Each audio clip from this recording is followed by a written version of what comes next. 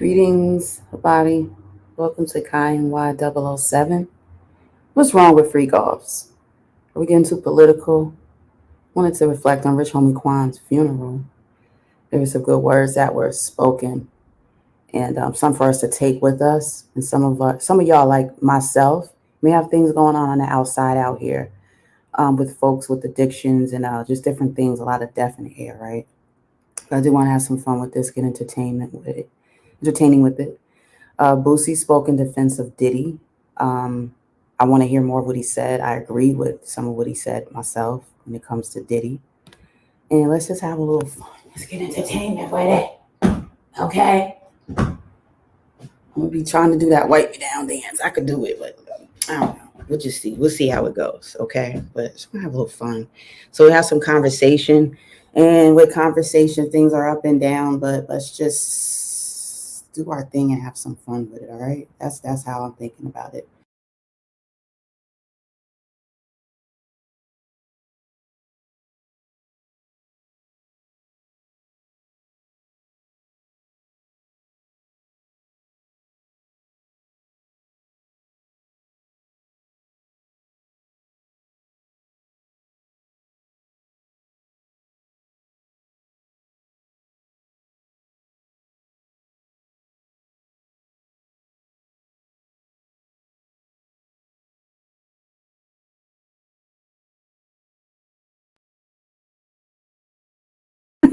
Let's open the floor and get some discussions going. All right. No, I'm not giving no booty hole up. And everybody, it's not no Hollywood thing. It ain't no cool thing to be talking about. This is real shit. When you talk about people that give up sacrifices, bro, the main thing they give up is they booty hole. I ain't giving no booty hole up. You know what I'm saying? And exactly what it takes to be able to go over that threshold. But because of my mother and father and why I'm still alive and why I haven't been bent over any couches, that's up to God. Diddy had cameras in place and shit like that. Diddy is being faced with a lot of allegations. So? A lot of things And? have been said and They did are it on being his said. bed. What It's are a some of your thoughts 50-foot on that? bed. Because you've spoken about it before. It's a 50-foot bed under the moonlight in his backyard. My booty hole. I'm not giving no booty hole up. And everybody, it's not no Hollywood thing. It ain't no cool thing to be talking about. This is real shit. When you talk about people that give up sacrifices, bro, the main thing they give up is they booty hole. I ain't giving no booty hole up. You know what I'm saying? And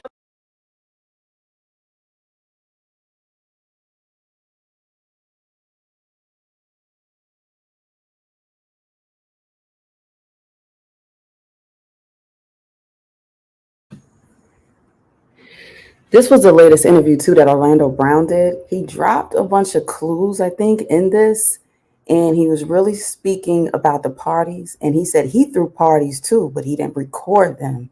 And if you notice, he mentions Diddy in here, and he says he recorded his though. Those was recorded. This interview took place maybe just before Diddy actually got arrested. I'm gonna show footage on this, give some commentary here and there, but we're gonna have some fun with it. I invite your thoughts, your feelings in here. Some of this is no right or wrong. It's just your feelings. Like, I think we put morals too much into our sexuality when we're all sexual beings. At least a lot of people are. Not everyone is. So we tend to judge other people on how they do what they do. And I've learned not to judge people, but to be less and less judgmental when it comes to people in basically their activities. Like I say to each his own, because we all have different things that we desire, and we're just not comfortable talking about it. So we're way more comfortable talking about other people and what they're doing wrong. And oh, you're using too much baby oil. What you doing all that baby oil? Baby oil is great. So just y'all need to cut that out. Nothing wrong with baby oil. And my dear sibling, I peep what she had going on, and that's even sesame, and sesame oil is good too. Sesame seed oil. So I'll be putting y'all on to stuff. But anyway, just having some fun with it. But I'm going to talk about some things today, some true things. But I think, doing it in like a fun way would be good too.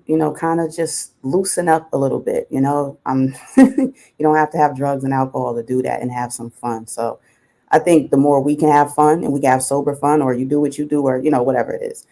But let's stop acting like we're not human. We're not human beings, and like understand each other a little more, and then just have a little more fun with each other. I don't know. I appreciate the participation that I've been getting thus far, and looking to keep that going, and seeking some growth with it too. The last stream I got was blocked, some of it because of Dangerously in Love by Beyonce. But I was making a point because she's currently, Jay-Z is being sued by the woman Rhonda, was it Johnson Parnell, because of music that she wrote for them. And she said she hasn't been receiving a dime back from it. Orlando Brown, in this interview, he talked about parties, he talked about Diddy, but he also talked the things of his own life and the changes that he's been seeking to make, having experienced some things and being invited in certain rooms and stuff like that. But he said he made a conscious decision not to do things. And I think that we all make our own decisions, and that's what dictates our lives too, regardless of what we show, to other people. So we do have that. Want to talk about Rich Homie Quan, his funeral, and some of the points that were made, because I think there were really good points made too, and some YSL stuff. Honestly, there hasn't been a lot going on with YSL. It may be different today, so we'll take a look. We could do that together. Yesterday, they had another officer come in, and he was talking about where the bullets were and things of that nature.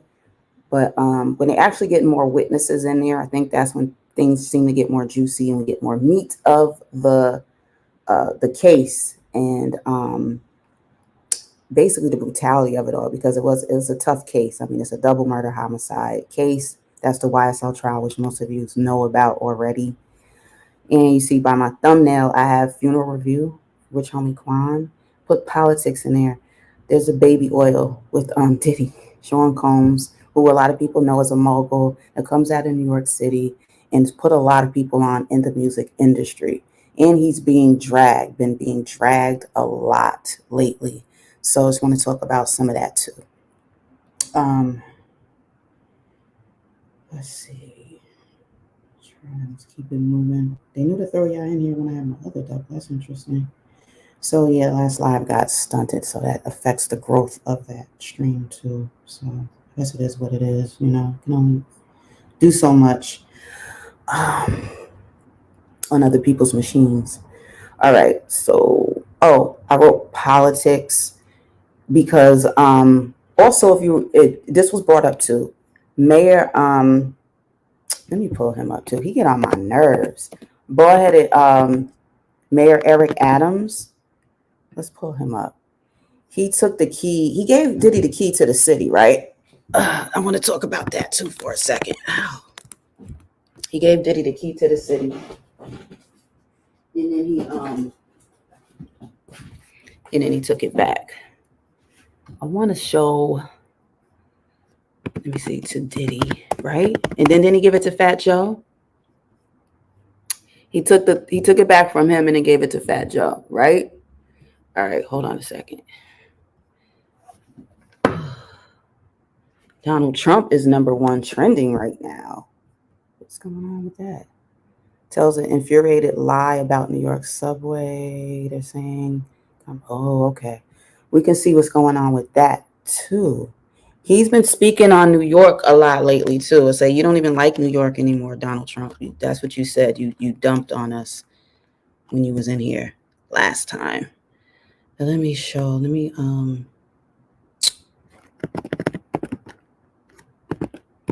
key. Now I'm wondering some of y'all thoughts on it too. Like, how do y'all feel about him even being given the key to the city to begin with? Did you have any thoughts on that? Why is it not showing up? Because I was just thinking of some things to myself, but at the same time, I'm like, let me bring it up because it is in context with what basically what I'm discussing on here today. So I'm gonna go right to that because I feel like his bald headed self knew Diddy was a bad boy. He's from Bad Boy Records to begin with. So for you to Indian give like that, I feel like that's real corny. Like I feel like that's real corny of him to do. You don't give somebody something and then all of a sudden you're like, oh, I'm gonna take it back. Like, I don't know. And again, all thoughts are welcome here. Not everybody's gonna agree with me. Most people are on Diddy's back. I'm not. I'm just not. I'm not really buying it. I feel that people make their own decisions, especially when it's party time. And then it's easy to kick someone down when they're already down. It's easy to hate on young black entrepreneurs and stuff because that's what a lot of y'all were taught to do anyway. You're doing basically what you was taught to do, and that's basically not even giving people a chance. And I'm just being honest. With Eric Adams, he needs to go sit down somewhere. I think what he's doing most of all is trying to stay. He wants to stay in good with the people because he's going to be up for election again soon too, right? So I think a lot of things have to do with politics rather, and not so much what we really think and believe. So I do have to say that I feel that Eric Adams is putting our lives more in jeopardy than Diddy has or ever will. And I'll tell you why. Turn my camera back off. Peace, y'all. Peace. Thanks for coming through. Again, it's Kai Y007. Talk about different things here, astrology, astronomy, things mainly to do with melanated people in our community, and also sexuality. Okay, so that's the main focus of my channel. Um, Now, what I want to say was with Eric Adams, he actually was telling people to go down to the subway and just randomly talk to people that you don't even know, but just help them out because they're going through mental health issues. That type of stuff puts people in jeopardy. Not a rapper inviting people to his parties that you don't even have to go to if you don't want to go. I wanted to show what Boosie Badass had put in his. Did he tweet these? I feel Diddy in jail basically for doing what every other famous entertainer has done. I didn't read this yet. Flew bitches out for threesomes. He's just freakier. We actually go call women prostitutes. We fly in willingly to be with they partners for sex. I'm gonna translate. So he's basically saying, okay, if you flew out and you had sex, um, you should be labeled a prostitute. And he's saying if that's the case, 80% of women reading this are traffickers. I feel him on that. A lot of women, some of us allow people to use our bodies. We allow that to occur. The thing with the Diddy case is who was going against their consent, who may have been drugged or things like that, not aware, and then ended up getting into things that were compromising positions for them. So then he wrote more. I'm starting to feel like the sex trafficking charge for flying these in for threesomes will be a tool used to take down hip hop artists and celebrities. Just think about it. So y'all have any thoughts on that? And it's actually not just hip hop, it's rock groups. It's a lot of people do these things. So I wrote culture in the thumbnail because I do feel like it's been in our culture to be, in recent years, more overly sexualized. Now, years ago, when a lot of his parties took place, maybe that was some of the birth time of going more sexually like explicit with things. And that's what we're pushed and driven to do. So it's like now that you're looking at baby oil bottles and stuff like that, when it's party time, everybody's cool with it. So it's weird. And then we have younger people growing up with the next generation now. What are we showing them? Like, what are we doing? I feel adults should be able to do whatever they want to do consensually. I don't care. If you want to do it, do it. But we do still have a responsibility for the kids. When I was growing up, I was real young when Salt and Pepper had came out. But I feel that they took the time to be a little sexual, but showing like, hey, I'm confident and I'm a sexy sister from New York. So it was just cool. But they also said, let's talk about sex, babe. They talked about things. And a lot of people didn't stop and talk with my generation. Like we found out stuff on our own, and maybe we speedball things too quick too. And then that's why our culture is the way it is now. But if we don't have elders really stopping and talking with us about these things, what are we going to do? We're going to go out and find out on our own. There's a lot of stuff I went out and found out on my own that I shouldn't have. I didn't have to go that route. You know, nobody was talking to me. I even reached out. Nobody wanted to talk to me, or at least the ones, that should have didn't. So I said, all right, well, I'll just go to the street and find out myself. So that's what I did, and music moves us and makes us want to dance, all that stuff. Like I'm about to play Wipe Me Down. But so YouTube, yeah, I said I could play it and everybody playing and doing their thing with it. So come on. So just want to know what some of y'all thoughts are on some of this too. Do you feel it's a cultural thing? Did our culture start to get too out of control though with explicitness? Because when we hear the music, we dance to it, we get involved in it, and it's such a part of our lives that we embody it. So one hand, you're like, yeah, do your thing. Yeah, we dance. We like to do this and that. But then on the other hand, it's like it's cutthroat. Y'all don't really respect the actions that come of the music. Do y'all feel that we're too driven with our behavior to the music? We should listen to the music, accept it or not, but we don't have to live it. When rappers rap, I expect you to live what you're saying. So when they get caught up, when something happens, like the Young Thug trial and whatnot, I kind of expect that. I was hoping that they weren't still doing these deeds in the streets because they've come so far, because, you're rich now and everything else. But it seems that sometimes that street life still be with them. But like I said, I expect you to really be and do and say what you're saying you do. Do you really do it or not?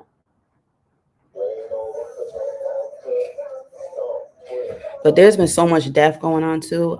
So I just want to touch on that too, but not to be stiff and feel dead ourselves, but just have a little fun with some of the information that I've been providing. Speaking of Boosie. Let me see. Let's see if we can get some of this on here.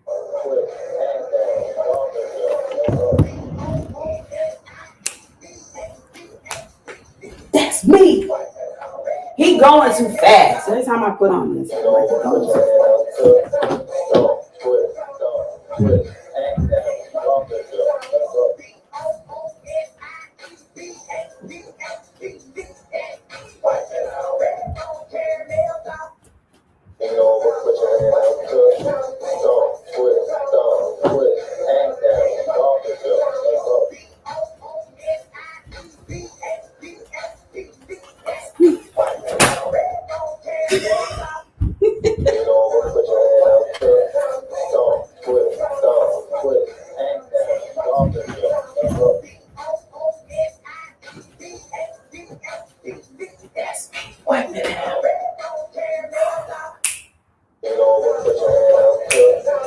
A lot of that going on, y'all. I gotta shake some of that. Some people like this dance is so much. They're gonna start doing anything. Tell me what to do.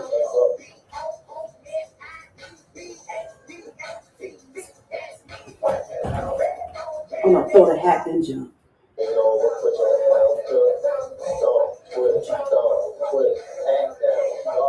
You didn't even do it right this last time.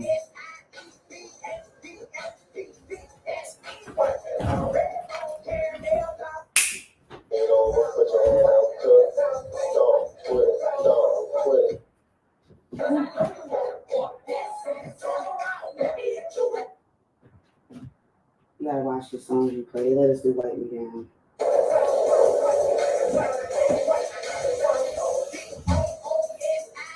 You can't see me. Where am I?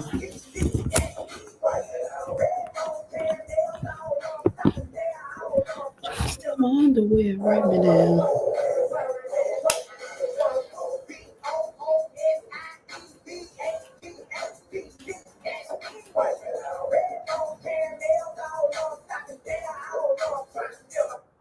Oh, yeah, I know that Wipe Me Down song.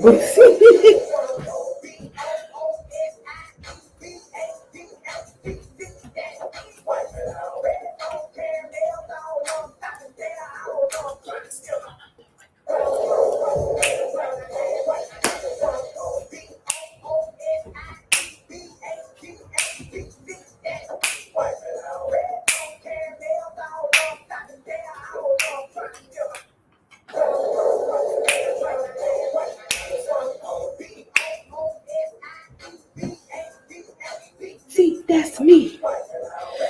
Let me find out Boosie said. Boosie said, what's wrong with a little freak off? What's wrong with it? Why y'all mad at that man for what he doing? What's wrong with having a little freak off? Let's translate. He doing the same thing that all of us be doing. We call a bunch of bees and we have them come over to the house. They know what it is. He even got his sons out there. Y'all remember the controversy that came with Boosie when he had his son, but his son was young. He was like, come on now. You don't bring kids around prostitutes. Are you crazy? He don't want his boys to be gay. So if y'all remember that, that's what that was really all about too. But that with Boosie too, Boosie sees a lot of LGBTQAI and stuff like that going on. And some people feel they're trying to influence the children. He said, no, I ain't having it.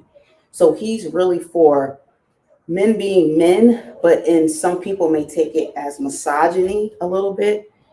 But I think too, when people get money, things of them change. You're able to live out your sexual fantasies. All of us have a fantasy. You can act like you don't if you want to. To be able to actually live it out, let them do their thing. I agree. I agree with a lot of what Boosie said. He said he partied with Diddy. So he has actually had experience too. A lot of people weren't there, so we're just going by some of the details. And then I think we're letting our imagination grow too. So that's another thing that I feel like is going on. So I'm just questioning y'all. Do y'all feel that we're really being fair when it comes to people's basically sexuality and stuff between adults? So I don't see what the problem is. I really don't. But just having some fun with it. Boosie spoke out in defense of Diddy, like I just said. So I'm reiterating because sometimes people come in or they come in and out, whatever. But I was just kind of trying to put a little bit of a funny twist. Still on.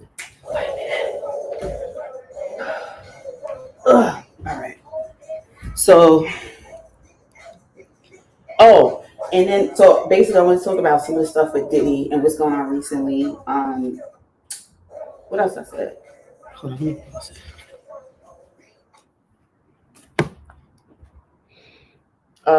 Rich Homie Quan. I want to show some highlights too from the funeral that he had, because some words that was spoken were good and it's meant for us to hear. Doesn't matter how much you knew Rich Homie Quan. Doesn't matter what community you're in. The pills and other drugs have been taking over a lot of communities. It doesn't have to be that way though. A lot of people are battling with addictions. I have people that come into my chat room. I know you're battling with an addiction, or you have someone in your life that is. You got to get a little more comfortable talking about it because it's okay.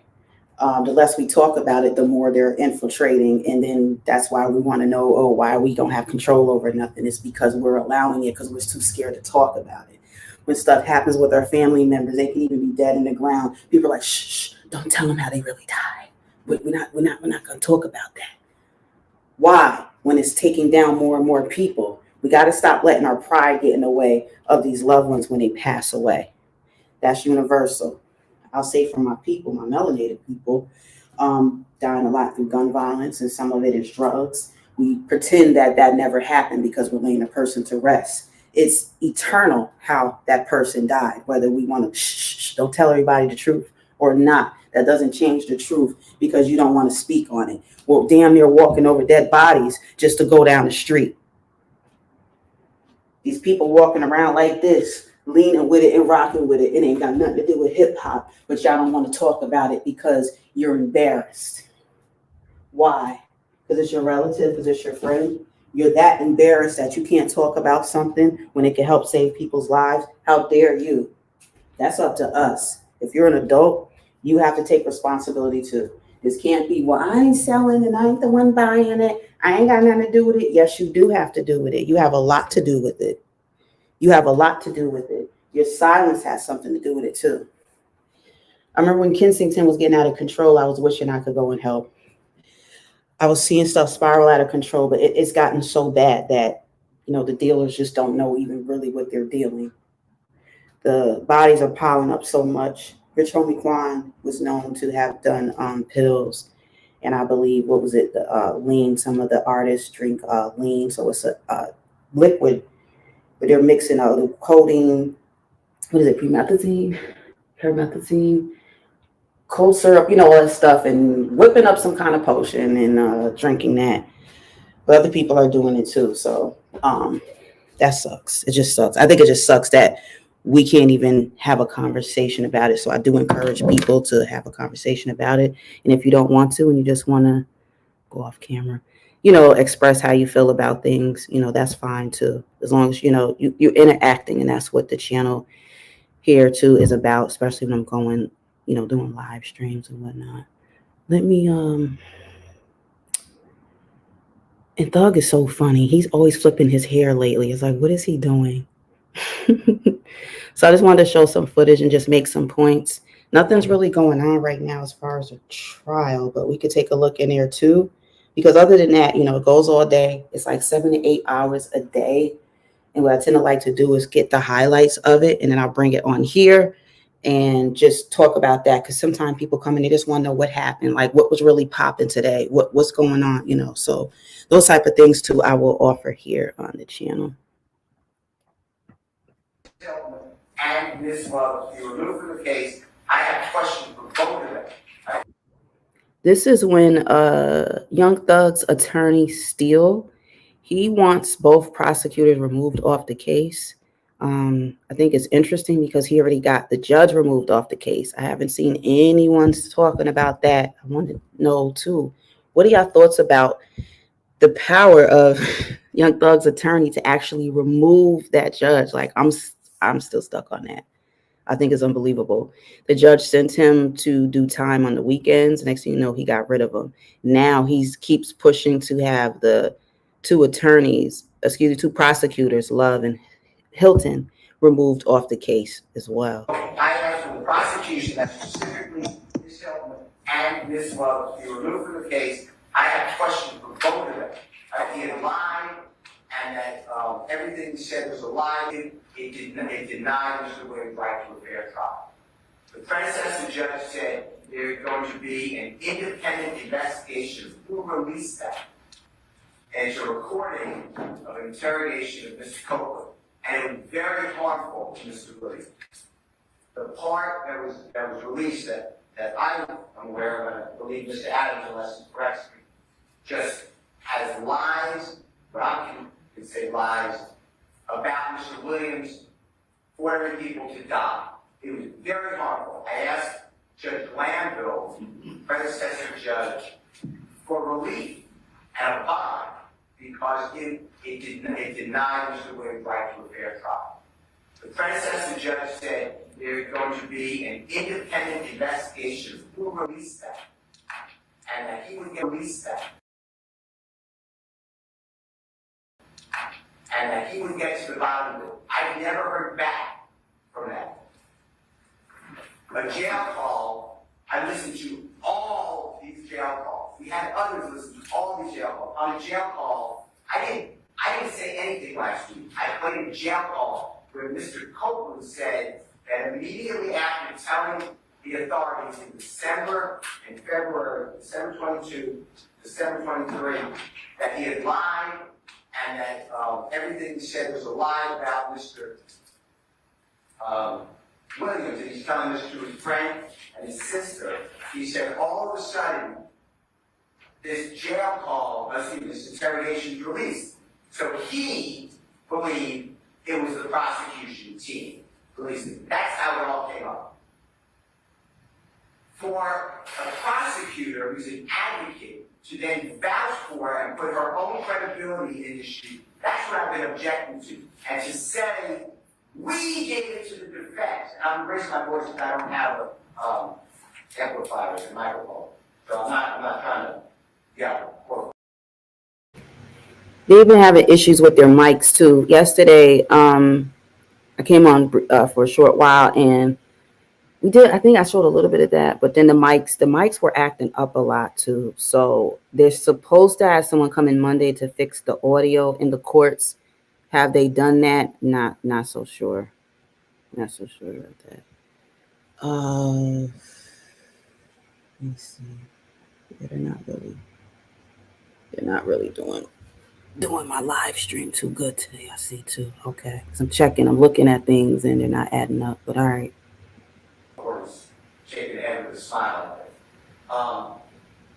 My point is, sorry, Honor, is that it sounds like I did something wrong. I didn't release anything. I didn't do anything wrong. I was the one objecting from the release of this information. And it was given out, and I'm not very technical, so it was given out on Dropbox, and I was told that's a bad way to do it. And Judge Landville then, predecessor judge, said, don't do it that way anymore. Yet the Dropbox was never taken down. It was all a mess. And the predecessor judge, and I'm not asking this person, it may have been a great investigation. I just never heard anything. Now we're here on Tuesday, the 3rd day of September, and the prosecution is asking questions which clearly target that did you know that within X amount of time that the defense got this discovery, which the previous answer was no. I don't know when the defense got the discovery. There's no foundation. That doesn't stop the district attorney of saying then it was released. Clearly, it's the same pattern that they've been given about all these witnesses. Mr. Tritavia Stevens, Mr. Bean, B-E-A-N, Mr. Murphy, this witness. Have you ever had to testify in front of Jeffrey Williams or these other people? Now all of a sudden, your testimony is different. And I've been objecting every time because there's no evidence of intimidation. And what happened, which you may not know, and this is based on the information belief, I never spoke with Mr. Copeland about this, so maybe it's not true. I believe he got beaten in a jail after that was released. I believe that. I could be wrong.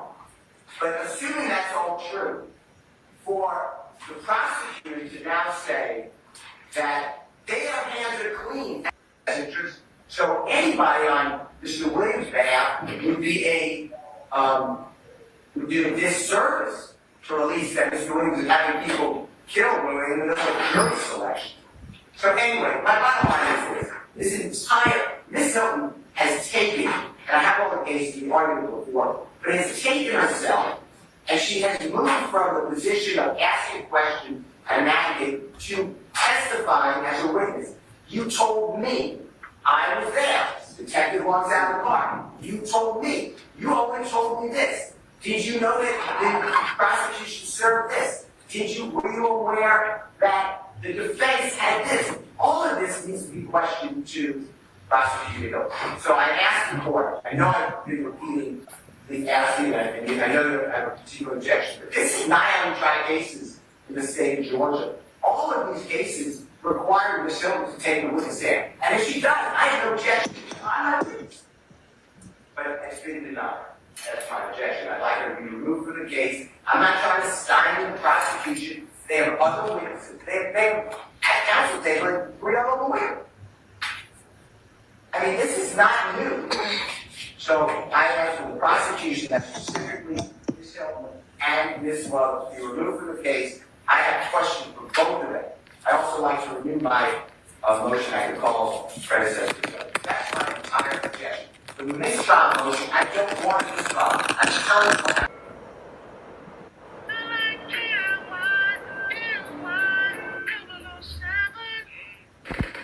I'm telling you.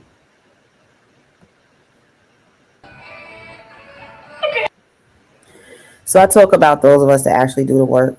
You know, I'm working on some things too that I want to be a part of in the community too, not just talking about it, not just talking about problems. I have to get active with it again.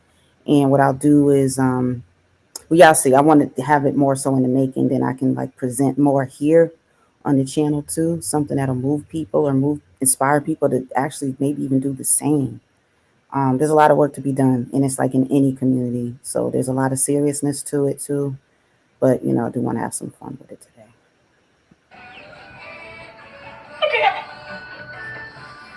Your ass supposed to be taking a nap. I'm laying down. Taking a nap, close your ass and go to sleep, goddammit. Turn it off. I can't. Lay your ass down. Lay your ass down, take a nap. Right now. Lay your ass down. If you not stepping up and getting in these streets, putting in the work, shut your ass up. Shut your ass up. Lay your ass down. Let's turn that down a little bit. Lay your ass down. Go somewhere, man. Go somewhere. If you not stepping up and getting in these streets, like the rest of us is putting in the work, shut your ass up. Find you some content to talk about. Shut your ass up. Shut your ass up. If you ain't out here doing the work, shut your ass up. Shut your ass up. If you ain't out here doing the work, shut your ass up. Shut your ass up. Lay your ass down, take a nap. Right now. Okay. I ain't going out yet. I don't know why you acting like you sleep.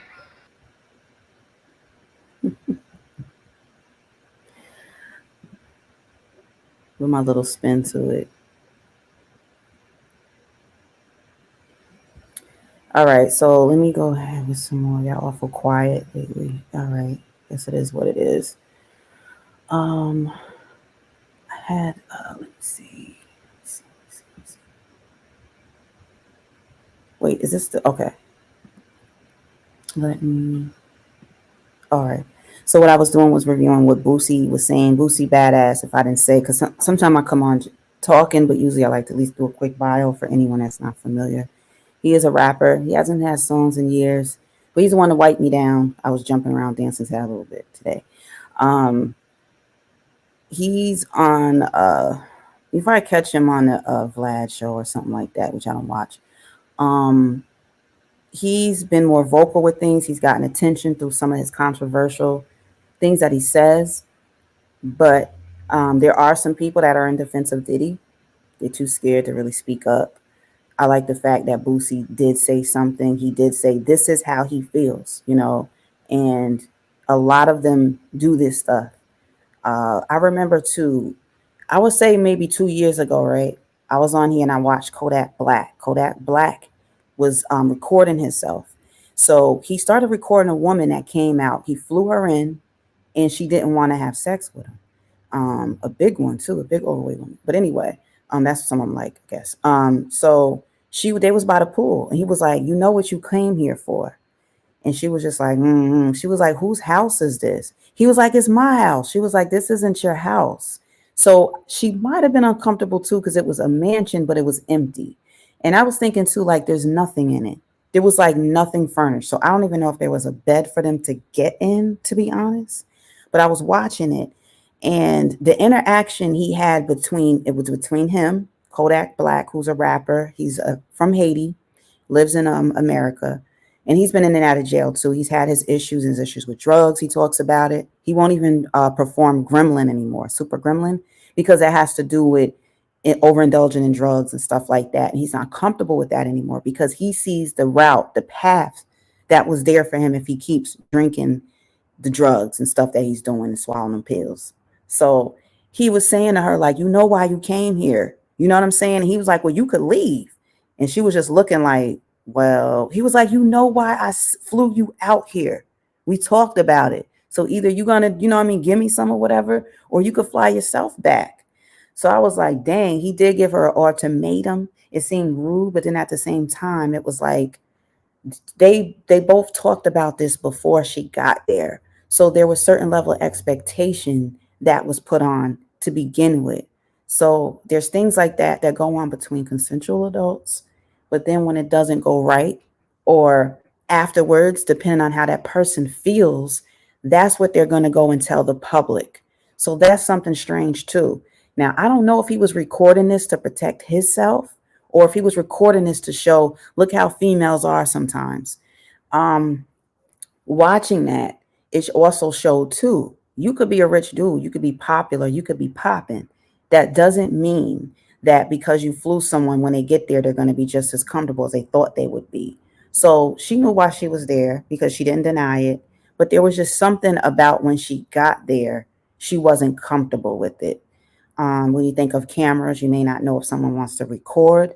In New York, the state of New York, it is legal to record anything you want in public as long as someone in the recording, whether it's visual and or audio, as long as one of the people involved, one of the parties knows, then it's legal. So there's certain things that people need to know too when it comes to technicalities of that. If Diddy recorded people in his hotel or whatever, he had every right to record them. The funny thing is, you may say, well, you can't record people, naked or whatever. You can't do that. You actually can, as long as you're involved in it too. That's how you have people that are okay with, doing a recording. And then they'll say like, we just doing, we do our own adult recording. Couples do it. People do it. Record themselves engaging, right? But then they turn around and use it against you. And then they came up with a term called revenge porn, which to me, you gave consent to it. So whatever that person chooses to do after this so-called revenge porn video is up to them. And it's really not legal. The only way you lose a case is having a certain attorney. And it depends on what the judge says or the jury, whichever you choose. It depends on which court you're in, right? It's legal. It's totally legal. Just like it's legal for me and someone to say, hey, let's record something. Wait, you keep a copy, I'll keep a copy. Or just one person keeps a copy. You got to know in your mind that you don't know what this person is going to do with the copy. So when you're engaging with someone and everything's all good and you're giving consent, that's on you. What happens after that? And I think that us as people, when we get so mad and fed up with each other, we want something to go away. No, that's my ex. I want him to go away. Well, there's a tape going around now. Oh, he can't do that. He can't. No, he shouldn't do that, but he has a right to do that. Women are more doing that now too. Women are more interested in revenge porn. They'll do a video, right, with a guy. He knows about it, and then they use it to how they want to use it. Now, doing that without the person knowing is legal. Yes, you can do that. Is it morally right? Now, that's another story. So I feel like Diddy is bringing us to have, at least try to have a conversation of morality, what we believe in, what is my character? Why would you display me like that? Like Cassie, she's on video, lit. She's on drugs, she's drinking everything consensually. She been told Diddy years ago, get rid of that tape. She has an image she wants to portray. Get rid of that tape. So I'm noticing more and more that we're more into what we see, what we hear from people, and not so much, wait a minute, how did this go down to begin with? So we're judging people based on the masses. I don't go by the masses. I don't care how many of y'all group up and come up with the ideology of something. It has to make sense for me to even want to be bothered with it. I don't go by numbers like that. A lot of y'all are driven like that. And it's sad because just because people gravitate to something or someone, you need to fill it out for yourself. Don't just say, hey, this is it. Because if so, we'll talk about politics. I put the word politics in my thumbnail too. Am I supposed to vote for Kamala because she's a black person when she wants to be? And if she's Indian, I'm not even going to go there. Should I vote for Kamala because she's a woman of color and I am? It's very similar. Oh, okay, there's a lot more black people voting for her, then she should automatically have my vote. Is that right?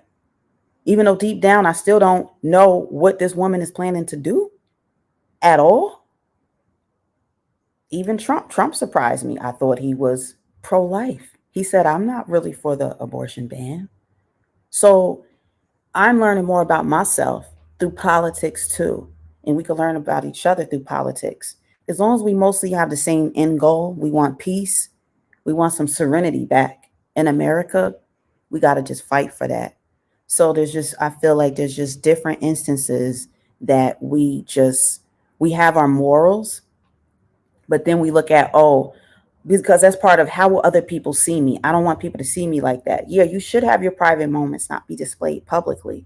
But we're lying to ourselves if we don't think sex parties occur, orgies and all this stuff. We know it occurs. It's just up to you if you participate or not. Most people that come through my channel that are here right now or that have come, you watch pornography. Somebody had to record it. Someone had to say, let me upload this for your satisfaction.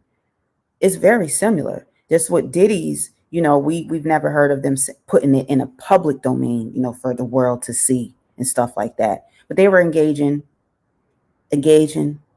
just like what people look for when you go on your website and you looking in there to go look up, oh, what is people doing? What's some freaky stuff going on? Or whatever it is that turns you on. So he had the money and the power. And yes, I do feel that he probably abused it in some ways. But for him to just be a total monster and stuff like that people are making him out to be, I disagree with that.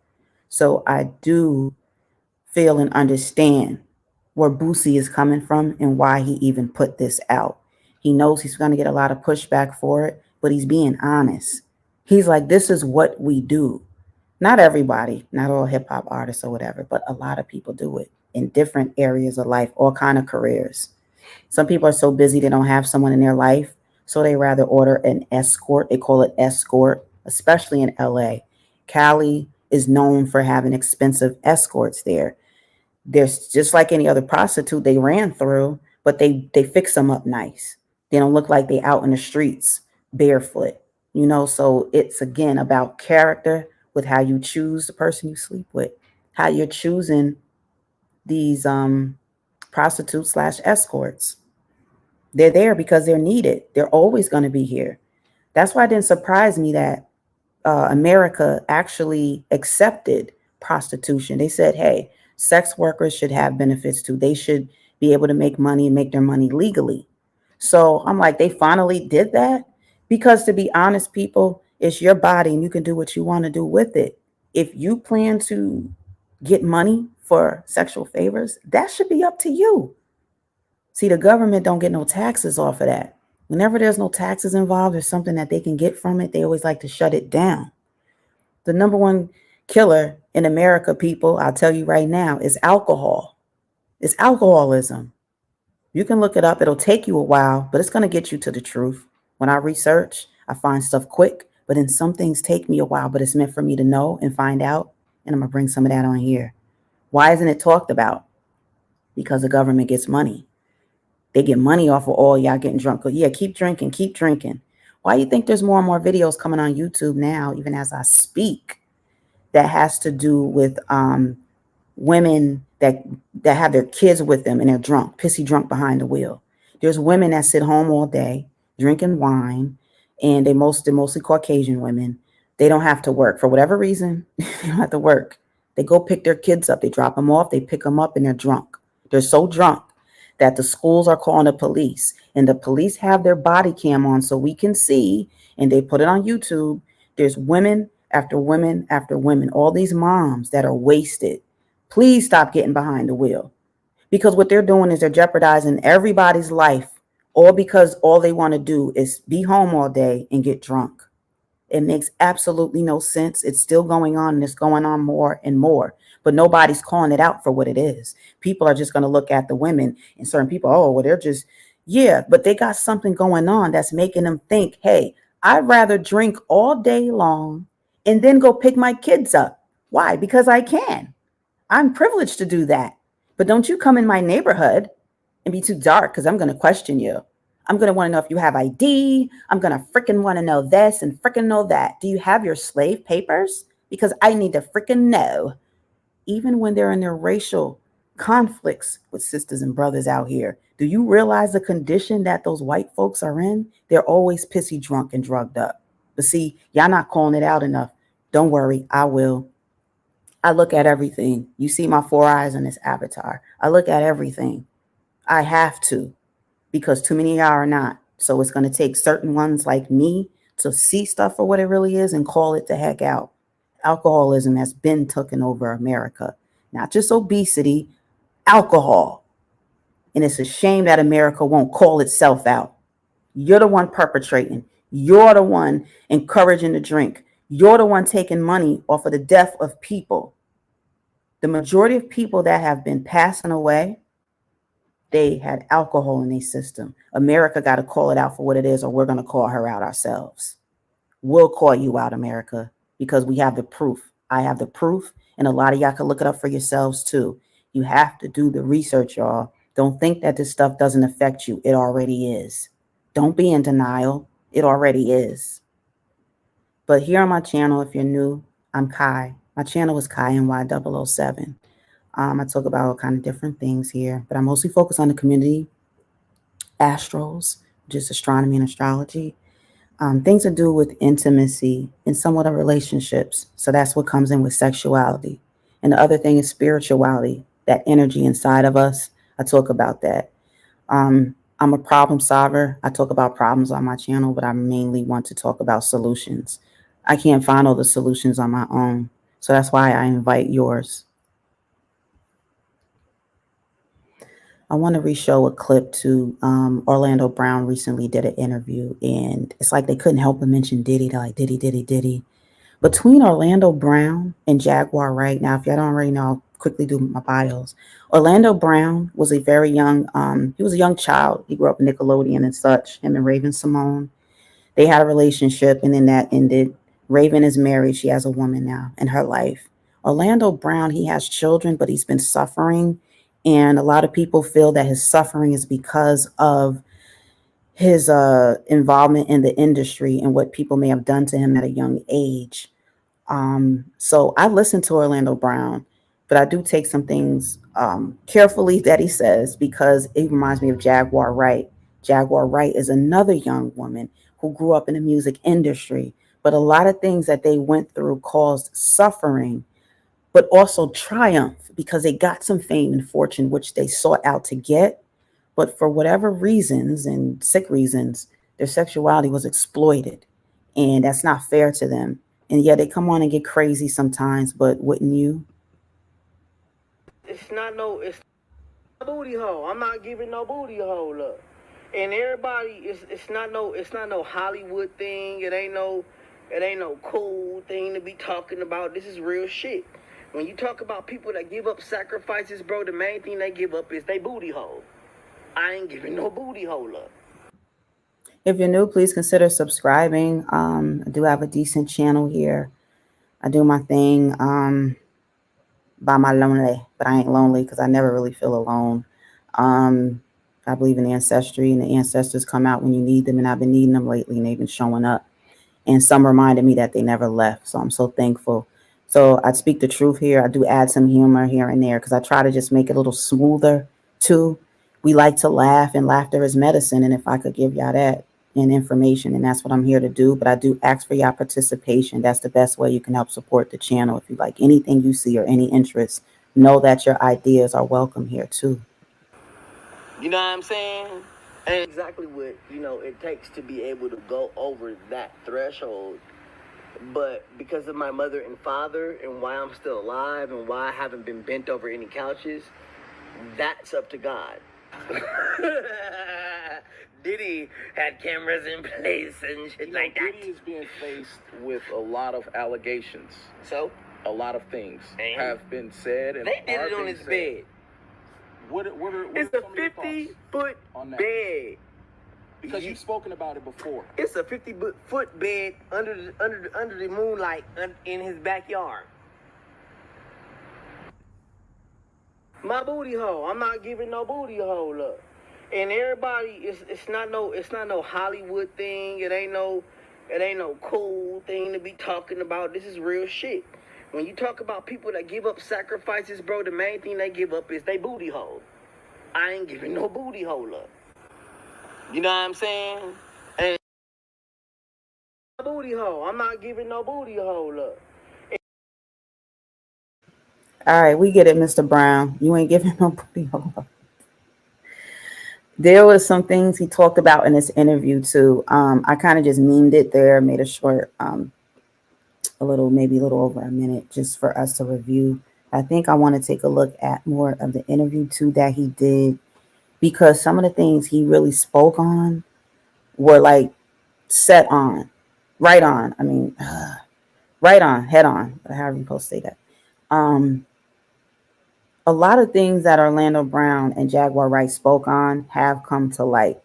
But keeping in mind too, not everything is going to be accurate. So there's stories.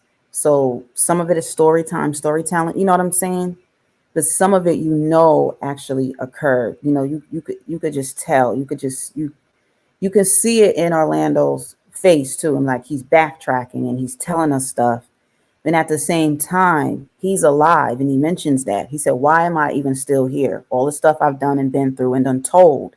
Orlando's like, "Why am I even still alive?" His response to what he even asked himself is, he said, "You got to ask God that. You got to ask God." Now, Jaguar, right? I like Jaguar. I do. But when she says she's trying to save lives, I question how. Like, what is that? Because I see people at their height of their fame and they're singing, and she was doing her thing. And then when things kind of swoop down and take a low dip, that's when you hear people saying, "Well, you know what? I got something to say. Well, you know what? I'm about to tell it all then." And it's like they wait until they're kind of in the washed up phase of life a little bit, to then want to say, "Hey, let me help y'all." And it's like, nah, you could have been spoke up. You could have been put people on if you really wanted to. Orlando Brown, he's been spiraling out of control in recent years. He's been into other things, possibly drinking and drugging. I'm just saying, I'm alleging, because some people can seem like they're on something when they have a disorder, and it's just a disorder that they have, the mental disorder or personality disorder. So I don't want to say somebody is under an influence if I don't really know. And I haven't heard him actually say that himself either, so I'm not going to do that. But yeah, I just wanted to make that point. Also, what else did I have on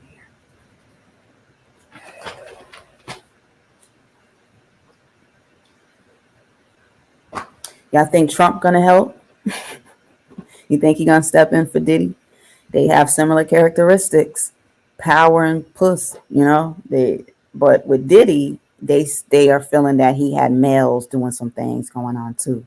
Trump, we ain't never heard that with Trump. We just heard about him and the women. So that's different too. And I'm curious too. I'm not that curious. I mean, if you got lube, we know what you got the lube for. But then I was wondering too, like, was it a whole lot of anal going on? Because that's a lot. And unless you're really into that, you're not really going to be peeping too much of that. I don't know. I don't like that type of pain. I'm not into that. Like, you know what I mean? Like, I'll look maybe like, oh, all right, look for a while, and then I'll just switch it up. Because I think I'm just a curious person. I've always been curious with sexuality and stuff. So there's things that I wouldn't personally participate in, but I don't mind watching somebody else. You know what I'm saying? So then I get to see it and see some things for itself.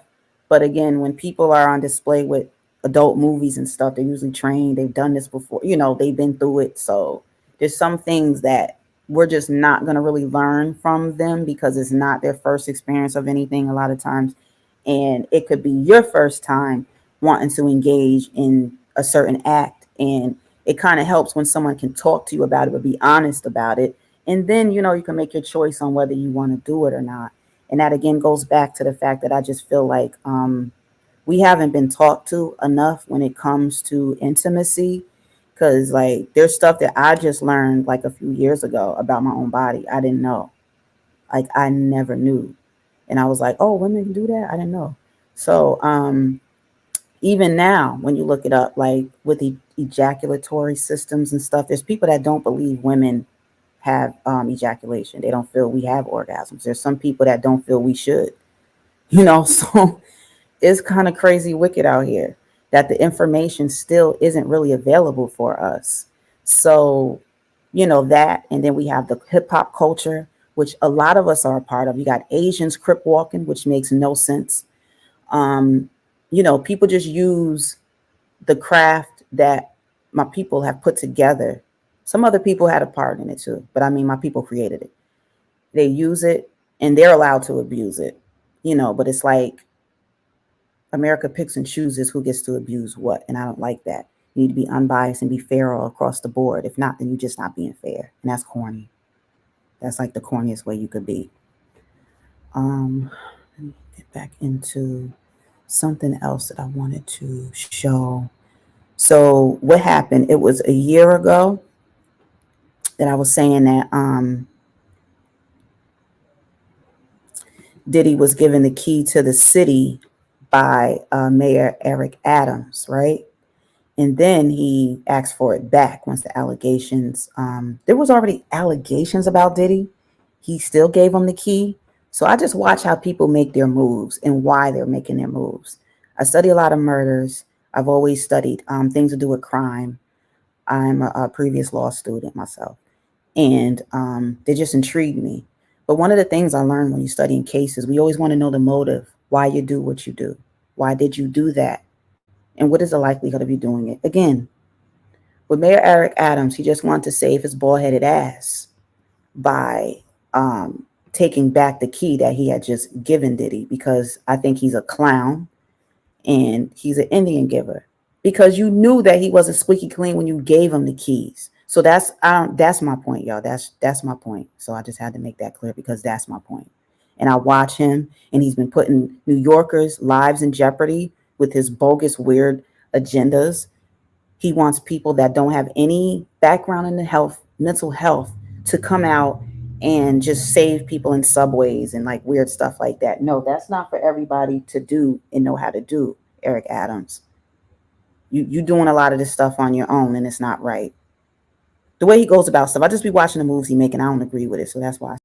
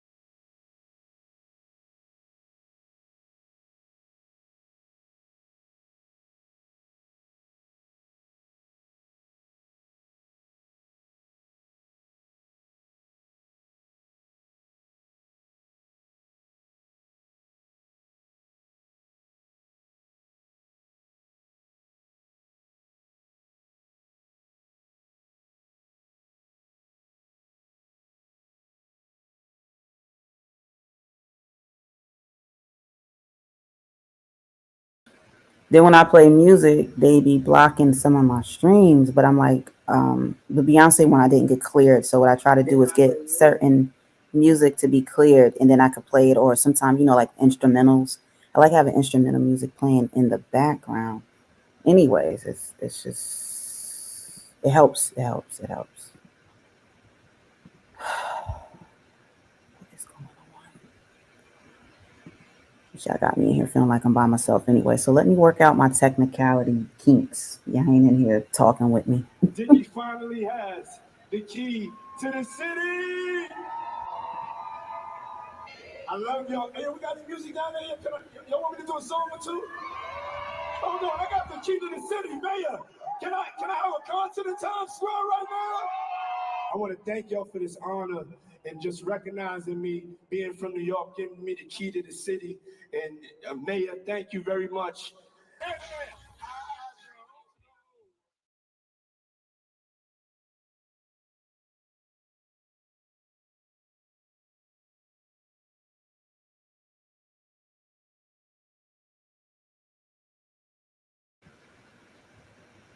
That was a flashback of him when he did receive the key to the city from Mayor Eric Adams.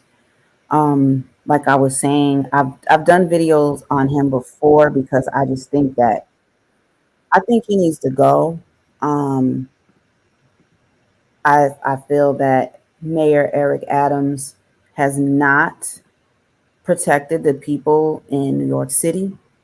He has not uh, done things that, as a mayor, he needs to do. He has been coming up with plans that don't really make sense, and he's been putting people's lives in jeopardy. So that's how I feel when I talk about Mayor Eric Adams. I felt this way early on in his mayorship because it's just been a constant battle with me trying to figure out what this man is doing and why he's not leading New York City in the right direction. He keeps failing with his agendas, his so-called agendas. He's like, yeah, we're going to do it like this, bring the immigrants in. New Yorkers, we love here. We're very warm people. Lies. Now we have tens of thousands of immigrants running rampant all through New York City. But there's great immigrants too. So it's not like there's so many bad ones like people are saying. But you still put our lives in jeopardy. So thanks a lot, Mayor Eric Adams. As you saw from the video, he gave him the key, right? So he took it back. And then there was a lot of talk about he gave it to Fat Joe, right? So let me see something. Let me see if they had something on. I mean, I know they got something on them. So hold on a second. So there's another thing, though, that I question. What's his infatuation with rappers? Like, what is his infatuation with rappers? He keeps giving, you can get the key to the city to who you want. I think Ashanti, didn't she get the key to the city before? I think she did. What's his infatuation with rappers, though? Fat Joe receives key to New York City from Mayor Eric Adams. I got to thank the pioneers. The rapper just celebrated his 54th birthday earlier this week. Wow, I didn't know he was 54. Go ahead, Fat Joe. He's our Hispanic, our Afro-Latina, he identifies as. Fat Joe. Fat Joe receives key to the city of New York from Mayor Eric Adams. Fat Joe reps New York about as hard as any rapper in the game. And the city returned the favor Tuesday night, and that was last month. So it was August 20th when the 54-year-old received the key to New York City. Joey Crack, now I'm going to get back to his name. Joey Crack was performing at the Up New York City concert at Orchard Beaches in his home. Wouldn't it just be Orchard Beach? In his hometown of the Bronx. Yes, he's from the Boogie Down Bronx. When Mayor Eric Adams surprised him on stage with the key to the city, Adams gave Joe his flowers for everything from his music to his philanthropic endeavors. Excuse me. Quote, Fat Joe, who's getting the key to the city of New York, all his legendary music. A brother, authentic, we want to give you this key, he said. Shout out to my wife, my daughter. Shout out to my favorite aunt in the world. I got to thank the pioneers from Melly Mel, Mr. Ness, KRS-One. My life, my whole life, I've been trying to be KRS-One, LL Cool J, Heavy D. I want to shout out everybody. Now, in order to be anything like KRS-One, you definitely got to rep your people. KRS-One always repped for Black people and Africanism. So that's something you still could do because you identify, you say, as being Black. But we know you're Puerto Rican, but I get it. Because Cardi's the same way. But Cardi B does have Dominican, which is a direct bloodline of Africa. They are Black Dominicans, yeah. So the people that still don't get that, whatever. Talk that up when you meet your maker or whatever, if you don't want to do it in this lifetime. So I just feel like he does have an infatuation with rappers. They said Mayor Eric Adams grew up a little rough too. He's had his brushes with the law. But he climbed his way to the top and changed his life around and became chief of police. And then later on to what he has now, the status of being mayor of New York City. Why don't I pull up New York? I like doing that. So we have that. Where's that at? Get to it. All right. You know what? Where is my background music at?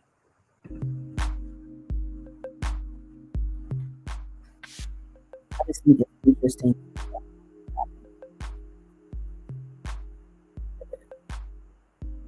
With rappers.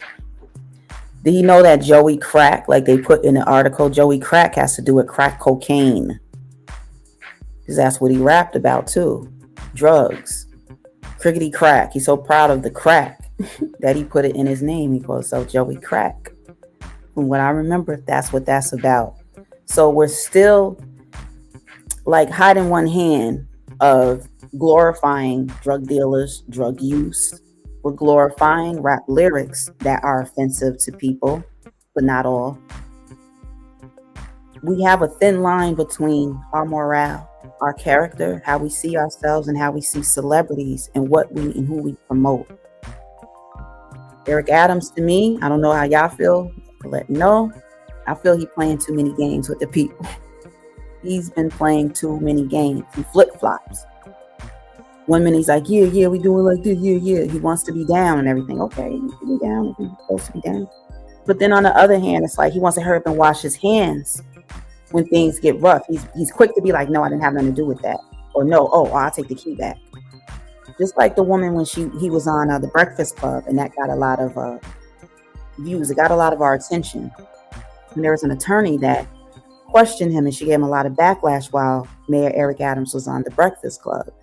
Because she said, yeah, you've been doing some things in the city. She said, but a lot of things haven't been done correctly. What about this? He's like, yeah, well, she said, well, what about the penitentiary? And they need more help in there. He said, oh, well, I visited in there and this, it was rude though, the way she came at him, because there's different ways to have the conversation. But at the same time, Eric Adams has been failing a lot of ways with his so-called agendas, his movements that he put forth in New York City. He's supposed to be helping rehabilitate inmates that are in the penitentiary. They're locked up in the jail and prison. He is supposed to be an advocate to help rehabilitate, to help people that have mental health crises and things like that going on. But we haven't seen a whole lot of that being done and not being successfully done. So when he comes up for re-election soon, I'm wondering where people are going to put their votes. Do you believe in this man? Is he enough for you? Who was before him? De Blasio? He always had a weird look on his face. But he got some things done in the I wanted your thoughts too on Mayor Eric Adams. I know you've heard a lot about him. You don't have to be living in New York State, New York City to chime in on this, because he still has an effect on the country. I mean, he invited a whole lot of immigrants to come flood New York. And that's what happened. He was like, oh, I didn't know. It was a lot of people, so a lot of people did want to come in. They needed refuge. You should have known they was going to come in by the tens of thousands. That's why Texas wasn't having it. Y'all remember the Texas governor was like, y'all not coming here. He straight up just said, y'all, no, you're not coming here. Let's pull up the mayor of Texas. And I'm like, why didn't all other states fell suit too? They didn't say anything. But he spoke up. He was like, we're not doing this. Where is he? Actually, the governor. Okay, the mayor of Dallas. Oh, okay, is a black man. That's interesting. Hold on.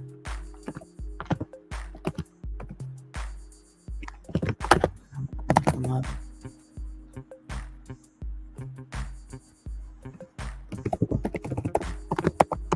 See what he was saying about immigration. Okay, now this was just one day ago as well. Let me share this tab. All right, y'all can see that. Texas Governor Greg Abbott declares Venezuelan gang. Let's go to that. Okay. This is new. I didn't even see this one. He looks like Bush. Oh, President Bush. To more directly target TDA, I directed DPS to elevate TDA to a tier 1 gang, the worst of the worst, ensuring that DPS deploys the resources that are needed to corral this growing menace. I am officially declaring TDA a foreign terrorist organization. Texas is aggressively going after these foreign terrorist organizations of TDA.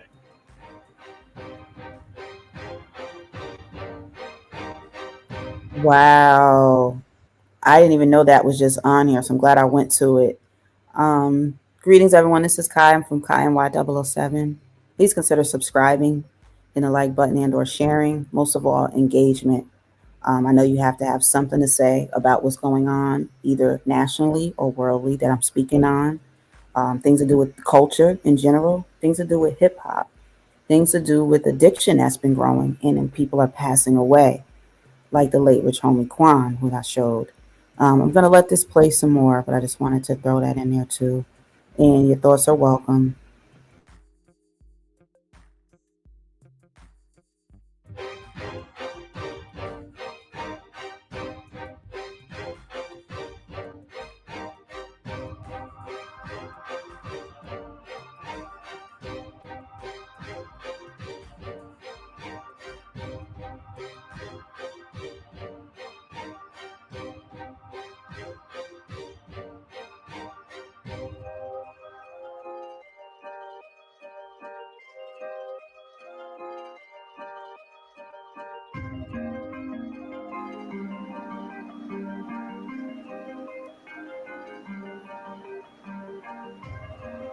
I ordered the Texas Department of Public Safety to launch a statewide operation So what's directly TDS? targeting TDA to Yeah. deter and to disrupt their criminal operations in Texas.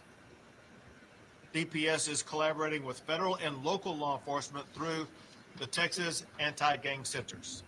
Also, I signed laws that provide more than $100 million to support these anti-gang centers over just the next 2 years.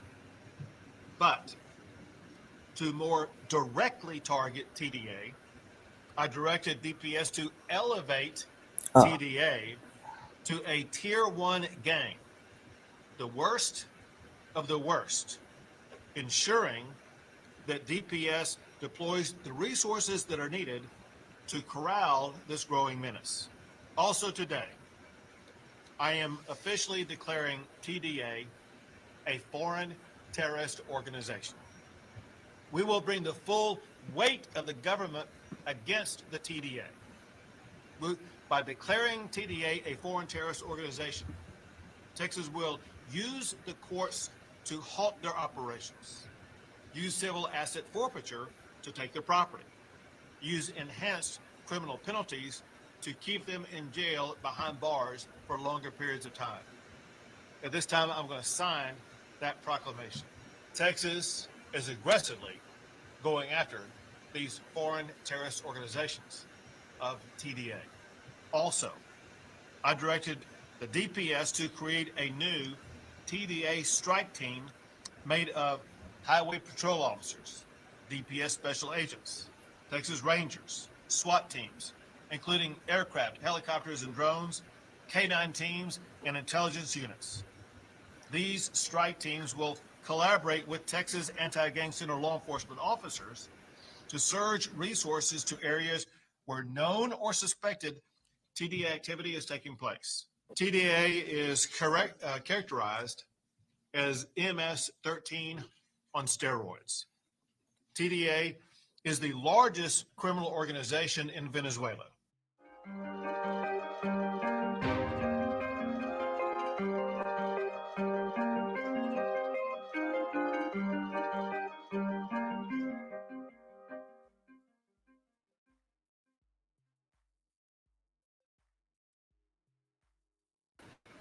All right, so we heard that. Also, I've mentioned before too that I remember looking on YouTube and getting information just about different things and gangs and just all type of stuff to do with the worst of the worst and all these different things. Venezuela has been known as the worst place as far as gang violence. So I'm not at all surprised. If anything, I feel a little different than some of y'all because I'm probably more surprised that it hasn't popped off more than it has by now, just for the simple fact that these gangs are so heavily profound that I can't go in there. Okay, that I'm surprised it's not worse. So that's just putting it in the best form that I can. Immigration.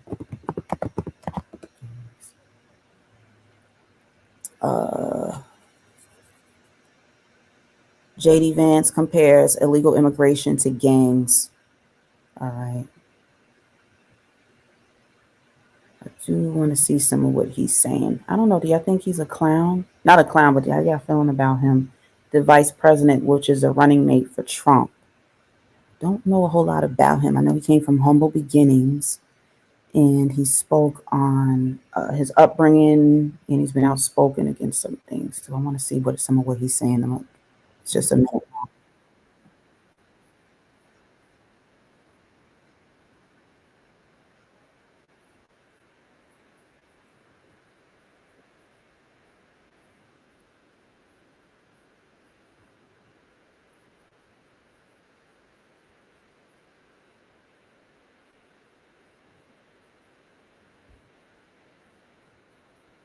You had this massive wave of primarily Italian, Irish, and German immigration, and that had its problems and that had its consequences.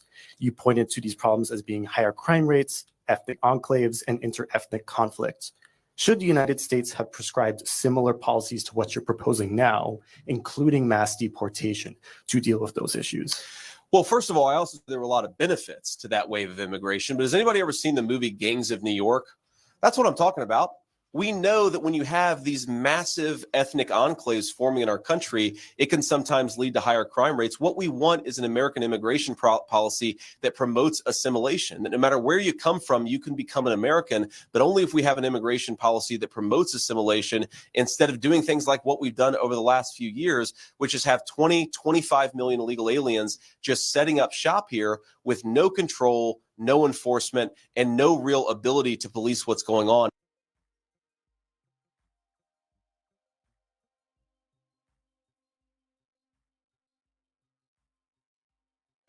I have to say what I did like about that is the fact that, hang on a second, he did mention other ethnicities, but I feel like they're saying anyone that's not American and you're bringing your butt over here, we end up having problems with y'all, and that's not really the whole case.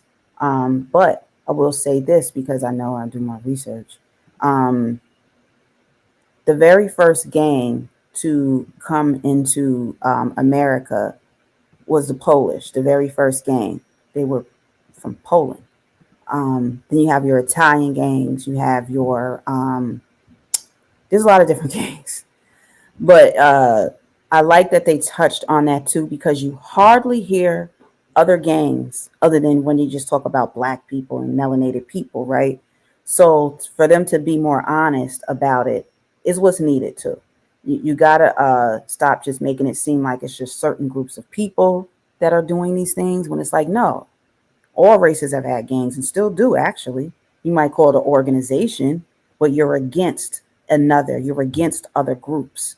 Now gangs originally formed as a rebelliousness against police. From our understanding, it's not because they just didn't like police. They didn't like the way they were treated. People became into authority through being a police officer, but they were abusing their powers, some of them. So in retaliation of that, gangs were formed in the United States.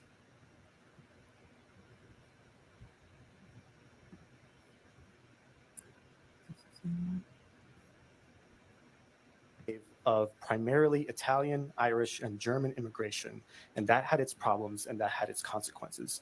You pointed to these problems as being higher crime rates, ethnic enclaves, and inter-ethnic conflict. Should the United States have prescribed to deal with those issues? Well, first of all, I also said there were a lot of benefits to that wave of immigration. But has anybody ever seen the movie Gangs of New York? That's what I'm talking about.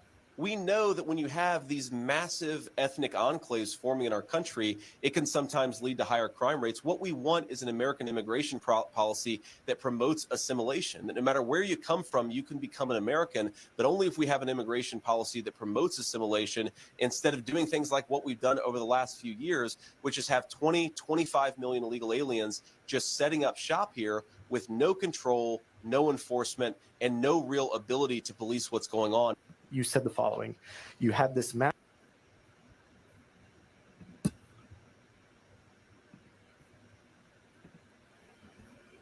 So that's where we're going with that. There's no doubt the Republicans get in office, they're going to shoo all the immigrations out like never before. If the Democrats stay in office, they said they're going to try to crack down a little more, but we'll see, because I think the doors are just wide open, the gates, everything, for the easiest, most ridiculous access to America, and that's just what it is. Um, so yeah, that's that right there. I just wanted to like shift a little bit with the politics, because a lot of what we do, even the Diddy stuff, all this stuff, it falls in the laps of politicians as well. Um, yeah, so yeah, basically I want to talk about that. Oh, immigration. What else did I have in here? All right. We may have, I'll do another stream too coming up. We'll talk more about some politics, and I'll see what kind of ideas you guys may have floating around. You guys went from being super chatty to super quiet. That's interesting. And super numbers to super low. So it's a wave to ride. And then sometimes things are a test of your commitment and your consistency. So I have both. I do stuff out here in the world. So this right here, other than technicalities here and there, it's a piece of cake, because it's who I am. It's what I represent. It's what I do. I don't have to run around and pretend. Only time I'm going to pretend is acting, and I can act. What I wanted to do was share with y'all at this point, share a little more of what Orlando Brown was saying too, and what he had to say in his interview on here. What channel is this too? I'm going to put it, the video in the description part of my video here too. And then you can see it and see what channel it's on. It's all YouTube. And the title is Big Homie Told Me Show. And it just says interviewing legendary Orlando Brown. So anyway, I'm not positive if this is Orlando Brown's channel. I think it is, or it could be. But it is under his name, all caps, Orlando Brown. I'll show my meme quick, and then we'll get right into the interview. I'm just taking my time today, just like anyone else. Everybody, it's not no Hollywood thing. It ain't no cool booty hole. I'm not giving no booty hole up. And everybody, it's not no Hollywood thing. It ain't no cool thing to be talking about. This is real shit. When you talk about people that give up sacrifices, bro, the main thing they give up is they booty hole. See, and that's why I did what I did with a lot of hetero men aren't going to speak as freely on this, and it could be difficult to even speak on it. And that's why I have, as you see, I have my thumbnail. Excuse me, I was trying to go back. This was a live stream I did last week or so, because we got Choke No Joke, who has a channel on YouTube, if you want to check it out. I used to be a little more supportive of him, but I don't know what's been going on with him lately. And like since a year or two ago, he's been off the chain. He's really been off the chain with his allegations lately. So Choke No Joke is another person that is saying he said Diddy came on to him. He said twice, which doesn't make sense, because he can't say what Diddy even said. He just said he gave me a look. You know what I'm saying? Where my camera at? You know what I'm saying? I was at one of his get-togethers, you know what I mean? And where my camera at?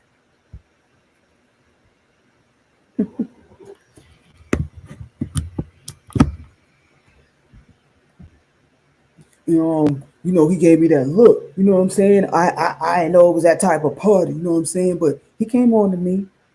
And he sits there like it's a good thing, y'all. Like, y'all got to peep people's body language, which I'll show y'all some things of that, too. Now people are getting more into body language. This is all stuff we learned in college. The way you look, too, different ways, directions you look in your body language. He thinks it's cute. Choke No Joke thinks it's cute. He thinks it's cute being coming on to somebody coming on to him. He thinks it's cute. Because he didn't just say Diddy came on to him. He really sat in that chair. I might be over exaggerating how he was sitting, because this is how I'm sitting. I'm trying to get comfortable. He was sitting in that chair like Yeah, he came on to me here. And they was like, what? Oh man, oh Choke. I'm like, please, y'all knew damn well when y'all invited him on that show, he was gonna go there. This is on YouTube too, Comedy Hype. Comedy Hype. You knew what they was doing. There's a good sister on there too. I got a lot of respect for her. With the dreads. Yeah, so that wasn't enough because he done ran his mouth already to us saying that Diddy had came on to me. I heard him say this in the past just a little bit, and I was like, all right. So he over there like this, like, yeah. So they was like, what? Diddy came on to you. So what you do? He had to think about it. Because see, when you lying, you want to get your story straight. When you telling the truth, first of all, like I'm trying to make a point to y'all, hetero men, it's hard for y'all to sit there and talk about another man coming on to you because it's bothersome. They're playing with your manhood when they do that. And men don't like that. Okay? Men that want the fame and fortune that will do anything and possibly bend over, like Orlando Brown is saying, that may be different. But see, that wasn't enough. When they asked him that and he said, yeah, he came on to me. He be sounding so doofy. I can't. Sometimes choking on.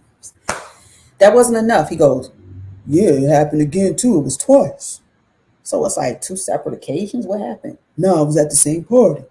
Because after that, now you just said he came on to you and you said it straight. How did Diddy have the opportunity to come on to you twice, Choke? So I have questions for Choke.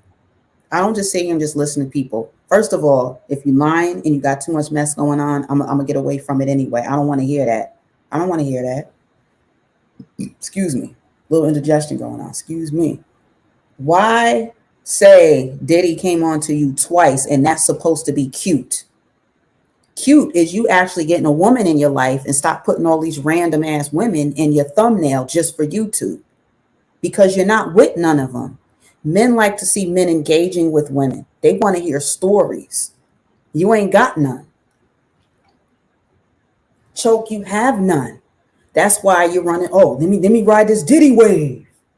If you look back a year ago, he was damn near begging Gene Deal to come on his show. Yo, me and Gene Deal, we're going to hook up. We're going to hook up. We're going to, you know what I'm saying? Come on, we got some things to talk about. We both was around, in the Diddy situations and stuff. Choke, you wasn't there. You wish you was there. And Gene Deal need to wish he wasn't there. I'm tired of his big fat ass sitting up here talking about, yo, I saw a lot of it. I saw him beat Cassie. I saw what he did. And you didn't do nothing, you big overweight, supposed bodyguard. You big overweight. You big. I just be tired of people, y'all.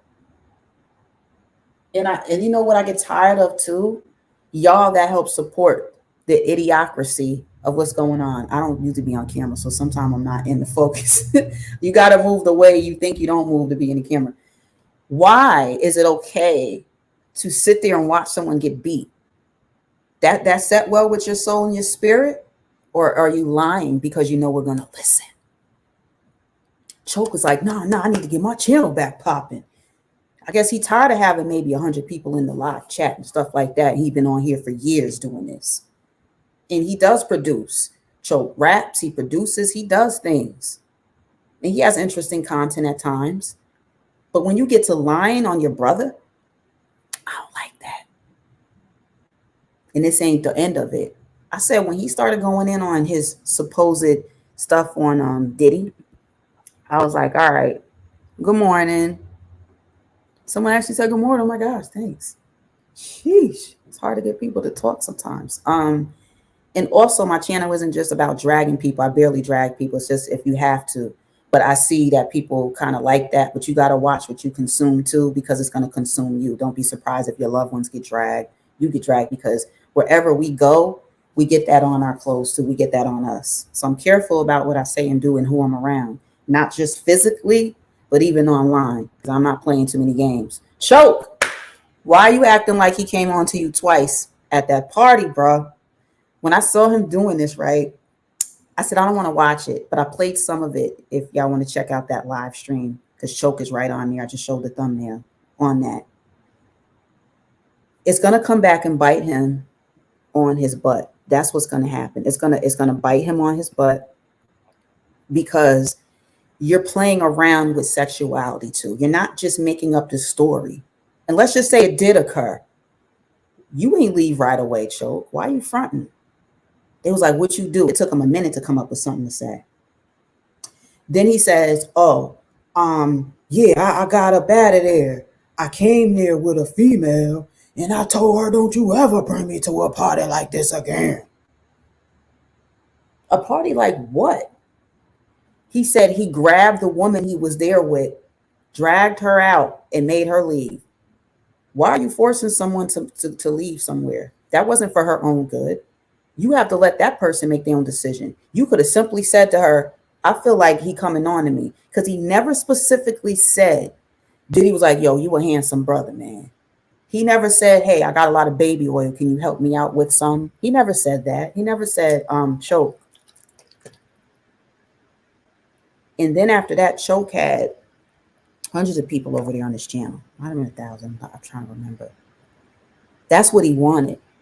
You're not here to help us. You're here to help your channels. That's corny. And it's going to bite him in the ass because I personally feel like certain things that have to do with gays or gayness and stuff is going to be coming back to him. It's going to come to him. It's got to come back to him. When you play games and you come online and you make accusations, and not from what you heard, but what you're saying you witnessed and you were a part of, and you're lying to the people, that's going to come back and bite you on your black ass. And that's going to be what you get, Choke. You're supposed to be here, a stand-up man that points right from wrong, but get into what you're saying. Don't start making up lies, man. It's going to bite you. I'm one of the people that's willing to bite you. Why? Because I'm tired. I'm tired of people being ridiculed just because of the color of their skin. Don't y'all realize that lighter toned people be having it easier? Oh, am I talking about colorism? Oh, I should live in a world that I don't care about it, right? Because I'm not too dark. Am I too dark? I'm not too dark. I'm not. I could play around with it. I don't play those games. As melanated as Choke is, he should know firsthand. He ain't had a woman in years. And you want to brag about Diddy coming on to you? You ain't had a woman in years. You're just around them. And they're here for the camera just as much as you. I get tired. I get tired when men don't play their position and they turn into bees like us. We both racing to get on camera. We both got to be, oh, we got to do this. We got to do this. Don't run out of baby oil. Choke. It's going to bite you on your ass. And it's going to be what you get. Gene Deal too is coming for you too. Because you too big. You really too big to be sitting back telling us that you sat back and didn't do anything. You too big. I never wanted to listen to him anyway. He started getting traction on YouTube when he talked about Diddy more. He introduced himself as, hey, everybody, I'm Diddy's bodyguard. And then he played around. His numbers was low. Hey, I got inside information on Biggie or Tupac. So then he starts getting into that. Then when Cassie won that 10 million real quick, when she got with her white husband and had a baby and was broke, and then she said, hey, I think Diddy owe me some money. Hold on, babe. I know, I got this. Diddy owe me some money. That's when Gene Deal's numbers started going up too. But you know what? Y'all can have that. You're not going to have it for long because there's a raft coming and the real is on the rise. I said this a year ago and we've risen, but we got to get higher. But I guess some of our stuff is just more organic and that's okay because we don't have to jump on a wave too much. We got to still keep it all the way because you want to surround yourself by people that are more sincere, not people that are coming on here with this nonsense. Peace, peace. Brother Blizz in the building. Appreciate you. New person is here to appreciate you. Y'all know I don't do the camera thing, but sometimes I feel like, I gotta come out and get you. You gotta stop. You could listen to us or you could feel the wrath, and it's a spiritual one. Even if you don't agree with Diddy or what he's done or doing, watch yourself. because we're still of that great continent called Africa, y'all. If we are to be punished, we will. But you're not going to overclown my people. You're not going to overstampede nobody melanated, if I can help it. It's just not going to happen. I'm not scared to defend my brother or sister when all of y'all turned y'all back on them. When it sounded like a good time to me, I'm not into all of that. But some of it, I mean, it's part of our culture. And y'all all end up enjoying parts of our culture, but y'all don't really give nothing back. Y'all just wait till it starts to crumble, and then everybody, oh, wait, I got something bad to say. You was just at Diddy party. You was just dancing to the music. Your favorite rapper is Biggie. Biggie wouldn't even be here. You see what I'm saying? So it's always easier to come against certain people, and that has to stop. Y'all don't even have facts. Before we knew any rumors of Diddy, Diddy was hated on. So that's why I see that, now it's just a big party against him. I just want to see him have his day in court. I just want to hear the details. I want to see the evidence that they have. Whatever he did wrong, he got to pay the price for it. I'm not here to say, oh, he's black, he shouldn't have to pay the price. That wouldn't make any sense. But y'all got to use logic. Logic has to come with this. Hetero men aren't throwing their hands up. Oh, it happened to me too. Can I be next? You're giggling about. Why is it funny? Why are you giggling? Some of this is funny, but we get to laugh at y'all. You're laughing because you're making it up. And there's a price to pay for that. There's a price to pay for that. The video clip that I showed, and I'm going to show it again. The man is in the chat right now, who also has a great channel. He was talking to Choke in this video that I'm about to put back up, that I had up here. Blizz was talking to Choke when he said, sit your ass down, find you some content to talk about. When Blizz said that, the man in my chat right now, the man that has spoken to me the way I needed to be spoken to remain militant and know that I have a purpose here because I was ready to go. Actually, I left. I didn't know what I do. Okay. He was talking to Choke, but the message is for everybody.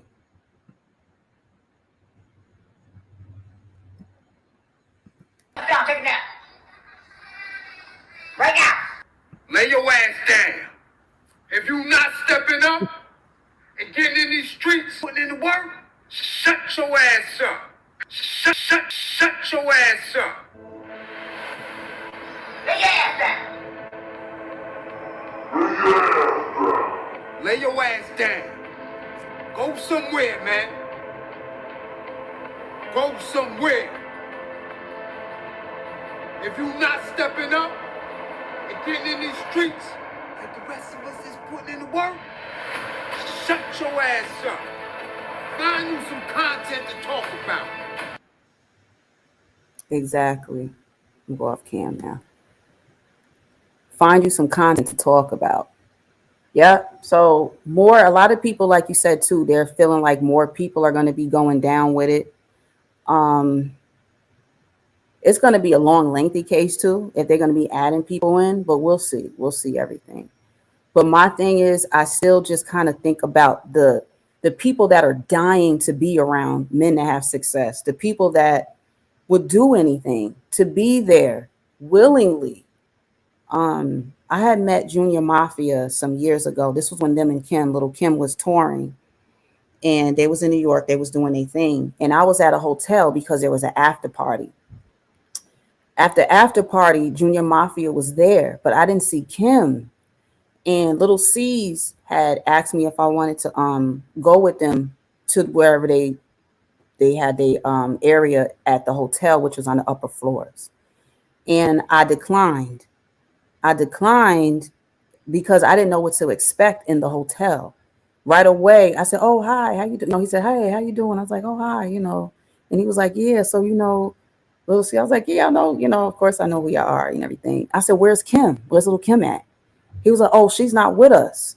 So he offered for me to go with him, and there was some other friends, like kind of in the background. They might have been talking or whatever, but him and I was just talking by ourselves in the hall area near the elevators. And I was like, no, I'm not a groupie, you know, and I just had like a smile on my face, you know, just kept it cordial, and I was ready to peel off, leave. And then he was like, no, no, I'm not looking for a groupie. And he was like surprised I said that. And I'm like, well, usually this is what people do. You know what I mean? Like I could just imagine what goes on in the rooms. I'm not here for that. I just was at the after party. He was like, no, no, no. I want to chill. I'm trying to chill with you. Not nothing. No, no. And he looked so sincere. He had like puppy eyes. He's already short. And he just had this little innocent look. And to the later on in life, I wondered what would have happened if I would have went. But I know that I wasn't coming for anything else, so nothing else would have happened. You know what I mean? Especially, you know, like no, nothing willingly. I wasn't there for that, and I wanted to make that clear. He seemed sincere, but I never went. And this is part of why I don't. I watch my engagement with people too, because I just don't know. And if I don't know, then I may not need to be there. Little C's be oiled up. And, you know, that's why I feel like, too, we make our own decisions. And the outcome of our decisions is what's going to play out. We all have a decision to make. If someone says, hey, I want to fly you out, you could say no. Or you could say, yeah, I want to go and be down with it. Sometimes people have different expectations when they get there. Oh, I thought we was just going to chill. Well, here, just have some of this, some of it. You know, you're still making a choice. Now, when people turning their back and you putting something in their drink or something, that's weirdo stuff. Because to be honest, a lot of people with money, you don't have to drug nobody. There's people that want to suck you off anyway. There's women out here. Oh, man. See, y'all get mad when I sell too much truth. There's people out here that just want some type of intimacy. And if it could be with someone that's empowered, that has money, they're going to do it. They're going to be happy to do it. There's people out here doing it for brokies. Why not? So I just want to see more of the evidence that they have, and don't make up lies. Because I know this is what's going to happen, I think, with the trial. There's people that's going to come out, right? We're going to have truth coming out. But the lies, we're going to have to decipher those lies. Because everybody, when they come to court, they have to face that.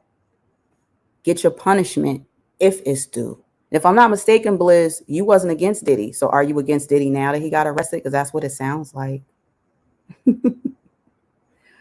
No, my grippers don't get manipulated like that.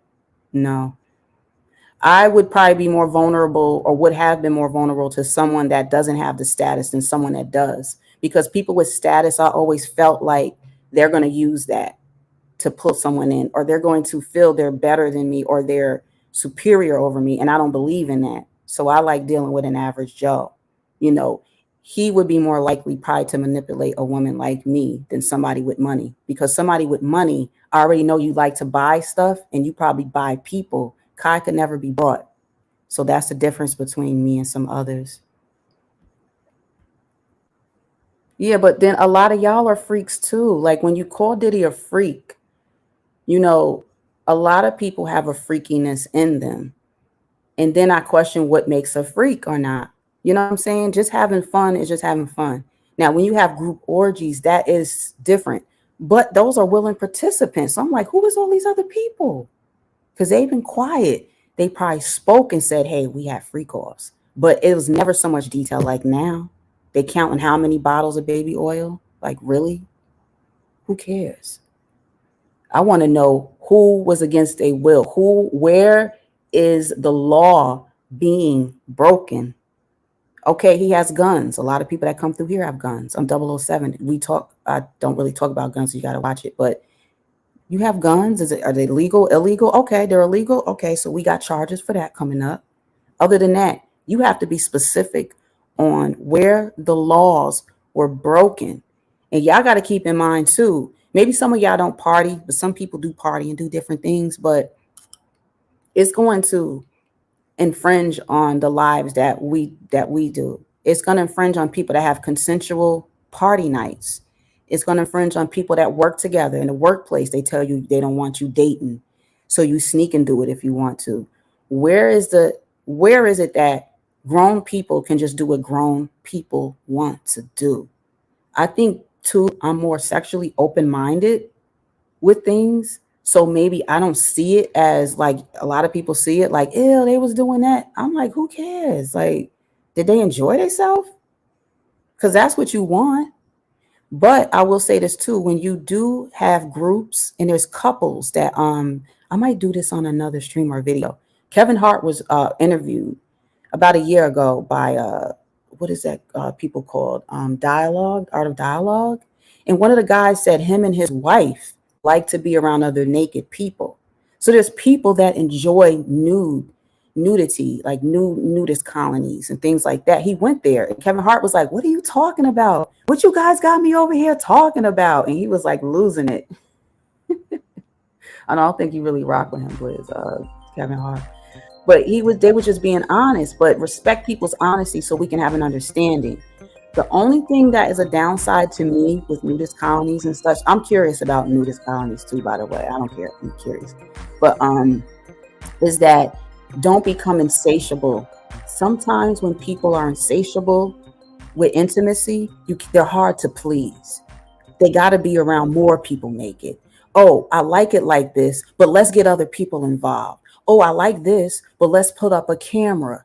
I like that we have recordings of each other. Let's put it online too. So it's like they keep going another step out. It's very similar with the LGBTQ community. If you think about it, they explore and express themselves, right? But at the same time, it's hard for them to stay satisfied. That's why they always cheating. The LGBTQAI is the greatest group of cheaters ever. They talk about heterosexuals and how we need to get it more together. People be cheating and stuff. Not like that community. They're insatiable. I allege that they're insatiable. And it's good to know what you want and need out of sex. But you have to realize too, that even with our fantasies, that's fine. But where's the logic in it too? Because sometimes we lose ourselves because we're really trying to fill a void for something else. So that's why we need 50 men in the room. And instead of having one man, you want 5. You're becoming insatiable. You've gotten to a point where it's hard to satisfy you because you don't know how to be satisfied. So you need to run around and touching everybody's butts and putting stuff inside the butt, and all that type of stuff because you want a reaction out of it. That's when sex is no longer really just participation. You're thrill seeking out of it. And that can't be to the expense of other people. And that's what they're saying Diddy did. And they're saying there's recordings. But like I said, I just need to see the details. I've always been more of a defense attorney. So you can't bring too much in front of me that I can't figure out a way to defend it. And that's just how my mind works. I'm very defensive for people. And I think that's like a motivation of mine too, because I'm like, everybody got to have their rights, So it's part of our rights being upheld too. But it just sucks because I know maybe Diddy took some things too far, but you see how everybody's acting like they don't get it in, or they would never do stuff, or acting like they don't even like oils. Like, stop fronting. Stop fronting. You don't got to front to oppose Diddy. You know what I'm saying? And that's part of what I like talking about coming on YouTube too. But we got to be able to have more open, honest conversation, or we're just playing ourselves. Because when y'all turn off this device you're on now, you still going to have them same desires. Have they been met yet? Have you really told your partner what you like, or do you have a hard time expressing yourself like that? So that's why too, we're a culture that goes off of action. When you talk to people, I've talked to guys, they're more hands-on, forget talking. And I'm like, whoa, so somebody like me, like you make me run somewhere, like I'll be out. And then I start to feel like if this is the realm we're in right now, I don't want no parts. And it's easy for me to not have no parts. What I'd rather do is enlighten myself, still get information in regards to how it sounds or comes off. I feel it's right. So I'm going to come on here and help put it out and try to work on having dialogue with y'all. Let's see what y'all saying in the chat. Nika girl, where you been at? Your daughter Reese emailed me too. Yeah. You got a cat named Reese, a little cutie pie. That's my niece. Yeah, she emailed me too with her paws. It wasn't perfect, but she said she tired of you being outside and you was doing a live stream or something and you didn't let her come on the balcony. I explained to her, you said you don't want her falling. She said she got to let me get some air though. I said, I don't know. I might have to send you a leash or something. We'll see what's going on with that. We'll have to see. No, I think she's so cute. It's funny, Blizz. I know you ain't with the pets, Blizz. I remember you made that clear. Blizz be like, they belong outside. Me, I'll be feeling jealous. I'm gonna have to get me one of these days. Get me a little friend up in here. Up in here.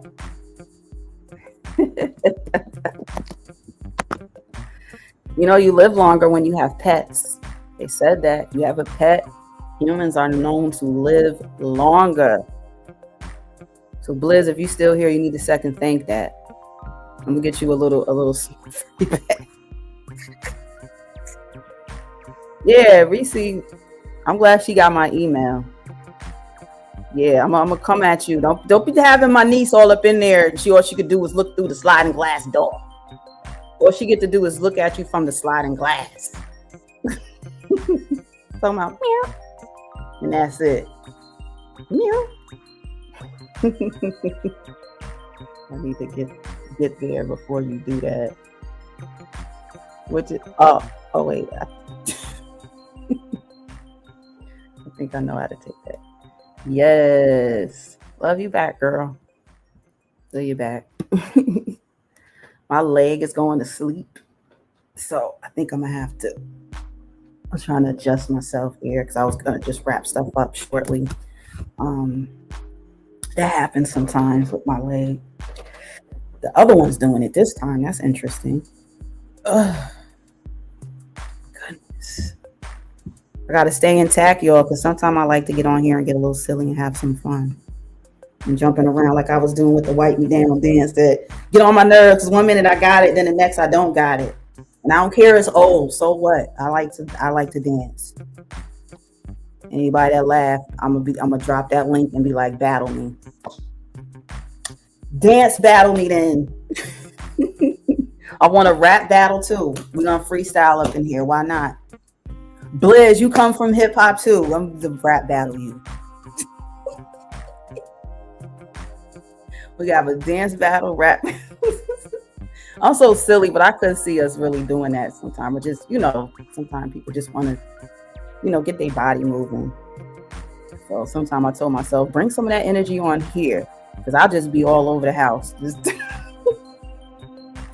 doing my little thing, having fun. You got to have some fun, And I noticed too, like I'll be feeling like, dang, how old am I going to get and still be so silly and like having fun? But I was like, I don't care. And it keeps a youthfulness in me and it keeps me happy.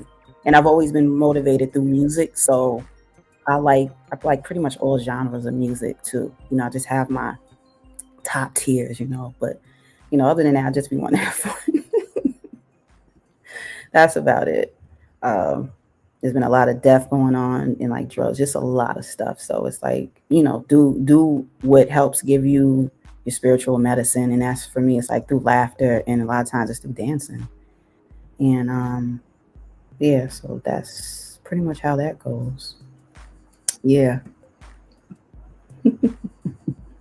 Ain't nothing wrong with oil though. Y'all better get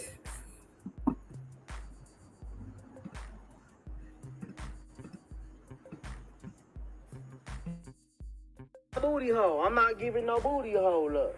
And everybody, it's not no Hollywood thing. It ain't no cool thing to be talking about. This is real shit.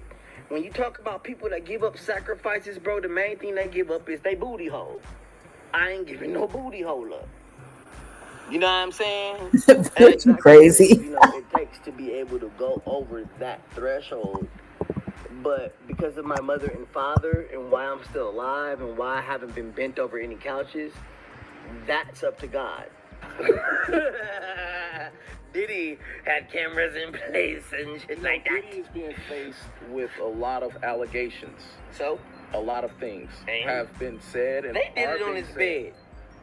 It's a 50-foot bed. Birds are some of the funniest animals on YouTube. I always thought it was cats were the funniest, but dogs is like they got a human soul in them. There's something different with dogs. I'm going to have to look into it. I don't know what it is. How do they have such emotion in their soul? I don't understand it. Birds are hilarious to me. I think they might be the funniest out of all of them. It's the movement, the head movement, the way they react. Some can talk. It's like, I don't understand. And if I had a bird, he or she would be out the cage. But I guess, still be good to have him in a cage sometimes. But I believe in freedom, so the bird would be all over the place. Somebody was doing a live stream right here on YouTube, and the bird was on her head, and they both looked wet. I was like, what is going on? So it's everything on here. So I feel at home even more now, I think, because whatever you think may be weird about you or something, there's somebody that totally gets it. They totally get it, and regardless, you got to be you. You have to be yourself. And I'm always going to be myself, but I'm working on ways to be a little more pleasing to the audience too, and get people comfortable coming in and things like that. It seemed like 1 minute when the numbers are up, it's all new people, all unfamiliar people. You get some disrespect, but most of it was good convo coming in there. And then other times it's familiar people like y'all in here now that I actually been acquainted with on here. So it's interesting the shift that's going on here with the algorithms. It's really strange. But I don't know how to call it. But yeah, everybody needs something warm. I don't know. I like little pets. I have them in the bed too. Like they could go where they want. To be honest, I feel like I'm the type I like to get cuddly with them. So I'll probably be all in their face. My father always be like, don't be letting animals get in your face. I just be wanting you to just not have them in your face. I know they cute. I know you like them. I know. I get it. But don't have them all in your face. Like, sheesh. Because you've spoken about it before. It's a 50-foot bed under the moonlight in his backyard. My booty hole. I'm not giving no booty hole up. And everybody, it's not no Hollywood thing. It ain't no cool thing to be talking about. This is real shit. When you talk about people that give up sacrifices, bro, the main thing they give up is they booty hole. I ain't giving no booty hole up. You know what I'm saying? And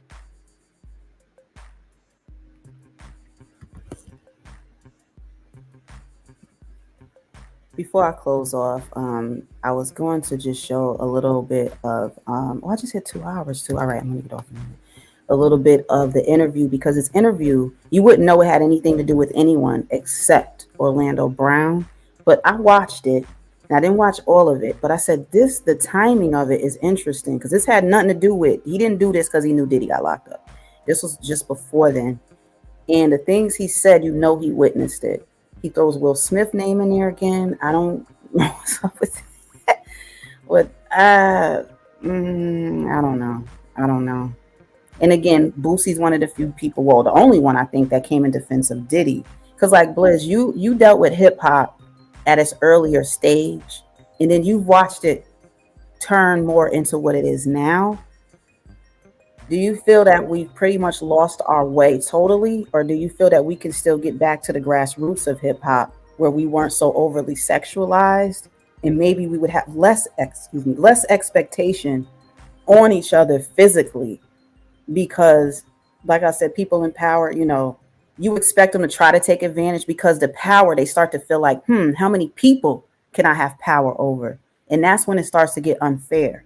But also, there's people that are willing participants. They want to have a story. Some keep it quiet. They just want to have an intimate time with you because they think that's going to change their life. Will it? No. I mean, it was a one-time thing a lot of the times, but you know what I mean? Like, if I feel like we're pushed into the era of being over-sexualized anyway, and nobody's really taking, well, some people take a stand on it, but maybe not enough.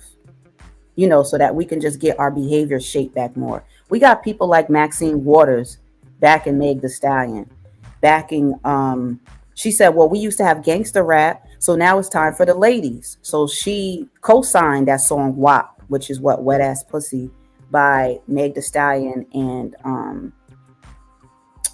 Cardi B.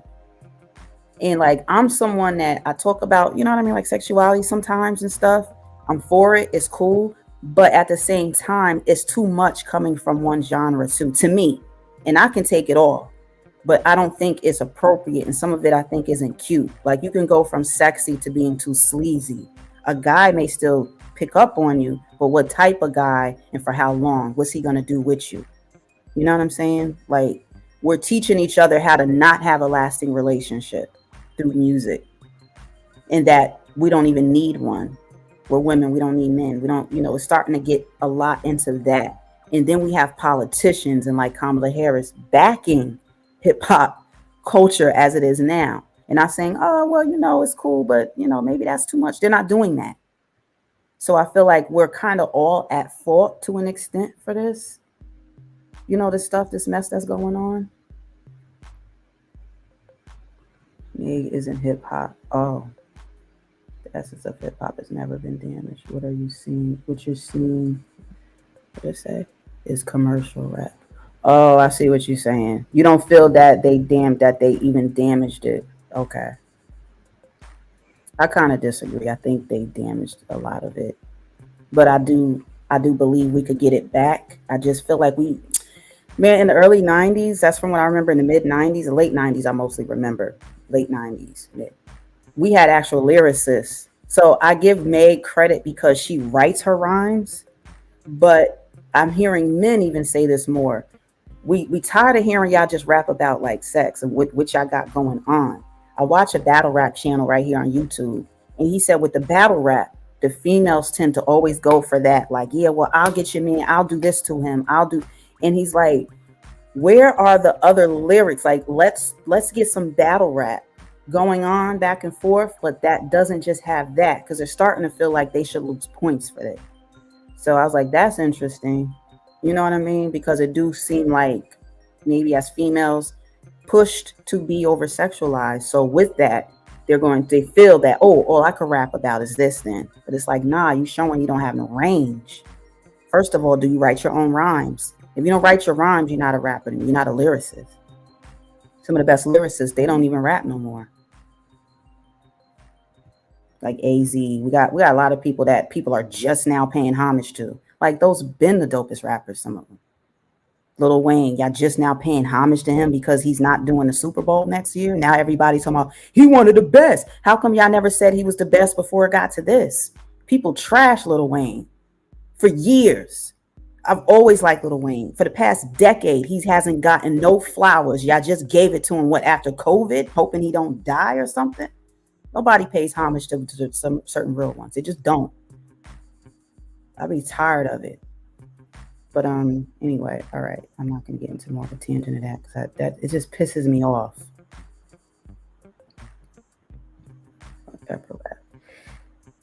Yeah, I mentioned Salt and Pepper too. I mentioned them, but I've mentioned too earlier in the stream. But I said they I felt like they wanted to teach though.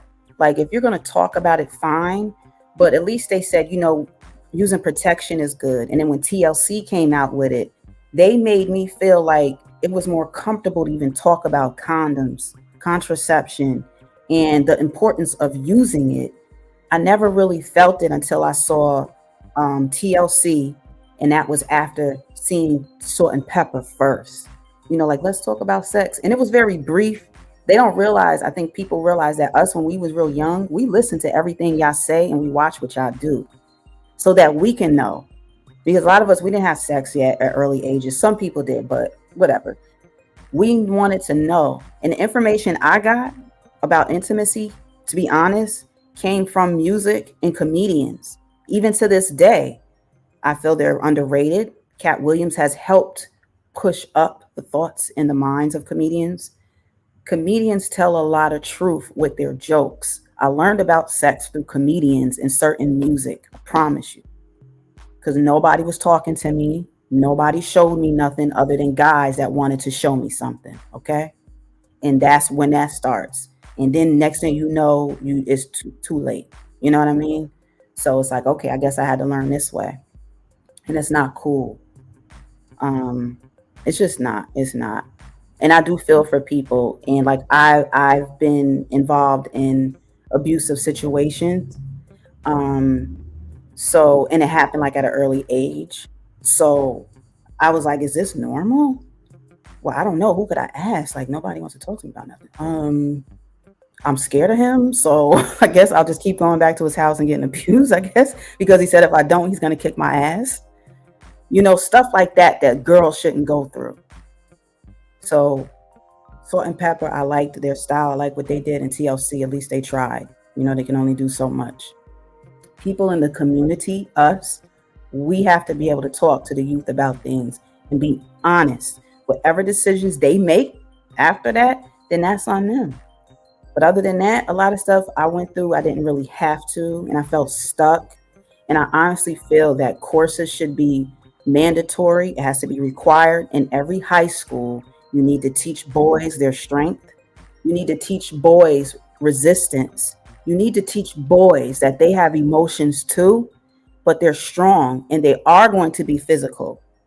You're built to fight, but have them know where to place anger and how to understand their emotions. We don't have that. And I also feel they need to learn to box. You need to learn to fight so you can stop grabbing these guns, you non-fighting ass young Negroes that we got.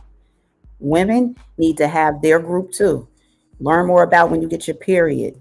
Learn more about intimacy too, and what's acceptable and what's not. We just live proof. That's all we do nowadays. We're living proof. Now we got depression on a high with children. Before it was adults. Now it's floating to the children. They don't want to live. And then what always boggled my mind was, okay, you don't want to live. That's messing me up. But how do you know how to off yourself so well? How come they be knowing that? You might say, Kai, they probably looked it up. I'm talking little kids that can't even type the word suicide. How do they know how to do it? Nobody questions these things but me, I guess, but I do. I have a lot of questions, but they could be answered. But I think it starts in high school based on what I know I went through and what I've seen other people go through. We have to have a course, and it's not an option. Teach these boys, all of them, the right things. What they do is on them. Teach the girls also. And I would separate boys from the girls and have this, let them know that they can come with questions. Let them know that they can write questions down or type them whatever kind of way. Put them in the box. We don't have to know who asked the question. Make sure you answer it. We always have questions. I'm a grown adult, and because of things I've been through and I never really got clarity, I still got the questions. And it shouldn't be like this. But I want to have an honest conversation with the right people. You know what I'm saying? And that'll come. It's been coming on here through YouTube too. So that's cool. We got to have this. I think it's mandatory. And then have sessions where you mixing girls with the boys. You have to do that. Otherwise, who's teaching them? Our parents didn't sit down and was like, hey, so you know what? Most of them didn't. Then when you come to them like, oh, I want to talk to you about, oh, I don't want to talk about, oh, for what? Oh, you think you old? Like, don't nobody want to hear all that. You either going to put us on to what we need to know or we're going to go do it anyway. So that's a lot of times what goes on. But I just been doing a lot of thinking of with the youth, what could we do different? We need mandatory teaching in these schools. Without it, good luck. Good luck. Nika, look at us as adults out here. We can't keep our hands off each other. It's either we over-sexualizing and we fronting because a lot of people don't even have the high sex drive as they pretend. They're propelling it because they think it gives them power. They think it makes them look more pleasurable. No, be yourself. That's why you get in relationships and it dies down. It's like, dang, where was all that flame at? Oh, that was fake. Fake flames. You talked about meeting your twin flame. I learned about 10 twin flames a couple of years ago. I watched a channel on here called Twin Flames. A man and a woman. They have a blended family and they're so perfect together. And they talk about the laws of attraction. They talk about relationships. But also they were teaching me some things about dreaming. And I'm going to get back into that too, how I'll help teach you how to let your subconscious be free even while you're asleep. So you not only have a peaceful sleep, you can travel to different realms if you stay with it and keep practicing at it. You can travel through your dreams to where it's not like the dream is always in control. When we dream, we don't really have control. We're just there for the ride. You can learn to start taking control while you're in your dream. And it comes with us when we come to and wake up. And it makes a difference in our life while we're awake and alive. It's similar to what I'm hearing about people that do mushrooms. I was talking with a loved one recently, and I'm watching people that have medical problems, and they say mushrooms help them. I think that mushrooms help open the third eye, but I still would be cautious because I don't introduce y'all to chemicals to open the third eye, to get a higher awakening or higher sense of self and what's around you. I tell people to manifest that within themselves. Don't use an extra substance. If you do, I would advise you have a leader, a guider, because there's people that will guide you along your journey, even through psychedelic influences and things like that. Vice did that years ago. I watched a show on Vice where the host took mushrooms and he just kept moving his chair around and he was looking like he was out of it, man. But he said he felt so different. I believe you. I believe you felt different, but just moderation with anything y'all choose to do, and keep in mind what is the focus, what is the goal, what is that? Bring some of that to your life. And I suggest don't keep it to yourself, share it with others. Like Nika does, like Blizz does. They got their channels going. Nika, I got to catch you too when you come back on. I caught a live you did like me. It's probably like a week ago or so. I was late and I said, oh, she did do her live. Because I remember you said Wednesdays. And I know I was saying I do Sundays and Wednesdays because that helps people know when I'm coming on, and they'll be more likely sometimes to, show up and, possibly participate. But I try to use like a catchy thing to it, like Chocolate Sunday Sundays, so people know if they want to come through. Usually around noon Eastern time I'm on. Wednesdays, don't know. But I might do 2 Wednesdays. Could do it in the early time and later. Because when I look at my analytics, I'm looking at my numbers and they went up pretty good. Like the other stream was like 10K or so. And there's still something funny going on with the likes. So I was like, I just got to ignore that. But the consistency level is showing me too, like, we'll do more sometimes. So that's what I've been motivated to do. And so I've been trying to do that, working with the audience, but also myself, because I gotta, I'm living a life too. So whatever kind of works out, and then I'll see from there, like, okay, this seems to work good. When do I get more participation from people? So I be just trying to do, different things. But at the same time, this isn't a channel that's going to just be evolved around Little Woody. It's not going to just, I just met that bald-headed, you know what I'm saying? So also, you're not going to control my content. So I got to keep it real. So that's never going to stop. So it is what it is. When you get people and you have their attention, you got to do what you're supposed to do. You can have your fun and stuff, but you still got to keep it to what you're supposed to be doing and let the rest flow. So no numbers or nothing of an outside influence will ever stop me from doing what I know my purpose really is. So, and YouTube should know that. They should know me by now. I've been on here for a couple of years now, and I just be putting more content out now and just trying to be more strategic with how I put stuff out. You know what I mean? So that that way it'd have a better outcome. So that's basically, the whole thing. Yeah, I think I saw you do a post too. Actually, I did. Now I think about it. It was something about a dream. Wait, and then you said you was something about a Scorpio was coming for you, something like that. Something. I was like, that's interesting. I'm like, I'm a Scorpio, but nah, nobody better not come for you. I'll sting them. I could be really nice and I could be a killer. So yeah, that's totally my zodiac. But I'm very peaceful, and I don't look to do, nothing that's too much either. I just, I don't do that. Only if necessary. I have a tendency to shock the daylights out of people. Yeah, they've all told me that. I didn't know you had that in you. They didn't know it. And I said, well, you can't take for granted people that have 4 eyes and freckles on their face. Like Young and May said, don't take us lightly. Please don't. Sometimes we're the worst. Sometimes we're the worst. It bit me like my ass off. Oh my gosh. That's interesting too, what you're into zodiac. So I'm just wondering, did it have any zodiac influence? Blizz, you into zodiac too. That was interesting. I know what you got in you. I appreciate that. Yeah, I already did, Blizz. I wrote down some of the a piece of the interview we did from last year, and I was supposed to have put it into my video. I just hadn't done it yet. But yeah, I want to do that because I actually saved a whole piece to do on like relationships. Because I remember asking you, like, why are you concerned with Black people's Black love? Like, what drove you to do Man Up, Woman Up, where you really get deep and personal with people and their relationships? It's like, why is that important to you? And then you answered that. Like, I want to get in and show some of that the importance of that.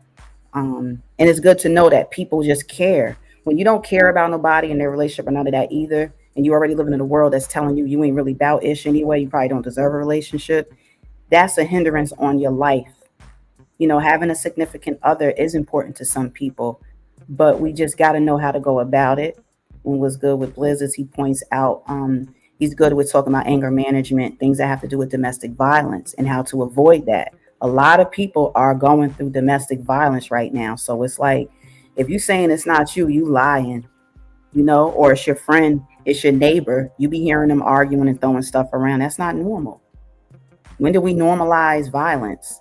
I could not be beefing with somebody I'm in the same house with. It's just not happening. If we have a dispute or something, then there we go, right? But all this other stuff, people be punching each other in the face outside. I laugh because I laugh. I broke up a couple of fights in 2021, I did. And in 2022, I just stuck my 4 eyes in their business. But one of them, they was displaying it right in front of me. The other one, it was in a parking lot, and it was a couple. You could tell there was a young couple. They had a baby. And she was like, you can't buy no effing Pampers. Da, da, da, da. And I said something like, y'all right. They was like, he need to and she need to. And I was just like, wow, you guys have no idea that this argument goes on a lot. There's nothing really brand new that you could argue about that somebody else isn't arguing about right now or already has. And then they let it come to pass, and then they're able to communicate. Whatever it is you're angry about, you can communicate that, not yelling it, throwing stuff and all that. Sometimes you got to get away from each other, calm down, then come back and talk about it. Seen a dude, he was mushing the hell out of his girl, and her drink was falling out of her hand, and she's on her way to work. She work at Family Dollar. Why she got to be wet? Because y'all arguing all the way from home. There's too much of this going on, and it's not the people. I think it's the realm we're in. Y'all got to realize that what's going on in space is affecting us. The sun has been pissed off at us for decades. That's why the sun is throwing balls of fire at us. NASA's kind of sneaking, telling us a little bit. I'm going to tell you the truth. We've never seen so much fireballs hit Earth as we did recently in recent months. It's talking to us. It's telling us to calm down. It's telling us, you want to see fire? I got fire. Y'all need to calm down on planet Earth. You're not treating each other right. I'll blow this whole planet up is what the sun is saying. There's a theology too that the earth is going to get swallowed up by the sun one day anyway. The sun is like, keep playing with me. It's over there playing ball. It's balling up balls of fire, and it's been throwing it at earth because we're not obeying. We're not in obedience. It don't make no sense to all this domestic stuff going on and people acting like it don't. Like, are you crazy? Do y'all know that people have invited me to their house so they can fight? They didn't call me and say, Kai, you want to come through? Because we about to duke it out. I remember back in the day, used to say duking it out. Nah, but I heard that it be fighting going on. Why would I want to be there? I don't care how bored I may have gotten at home. I don't want to be there. There's certain couples that argue all the time. And I wanted to play cards, y'all. I really did. I was like, dang, I do want to come back because it was 2 apartments. It was an apartment building. And I want to play cards. I ain't played cards in years. But they was already arguing and carrying on. And my homegirl was like, oh, yeah, they fight. They was like, they do this all the time. We play games and then they get drunk and they fight like all the time. I'm like, that's not fun.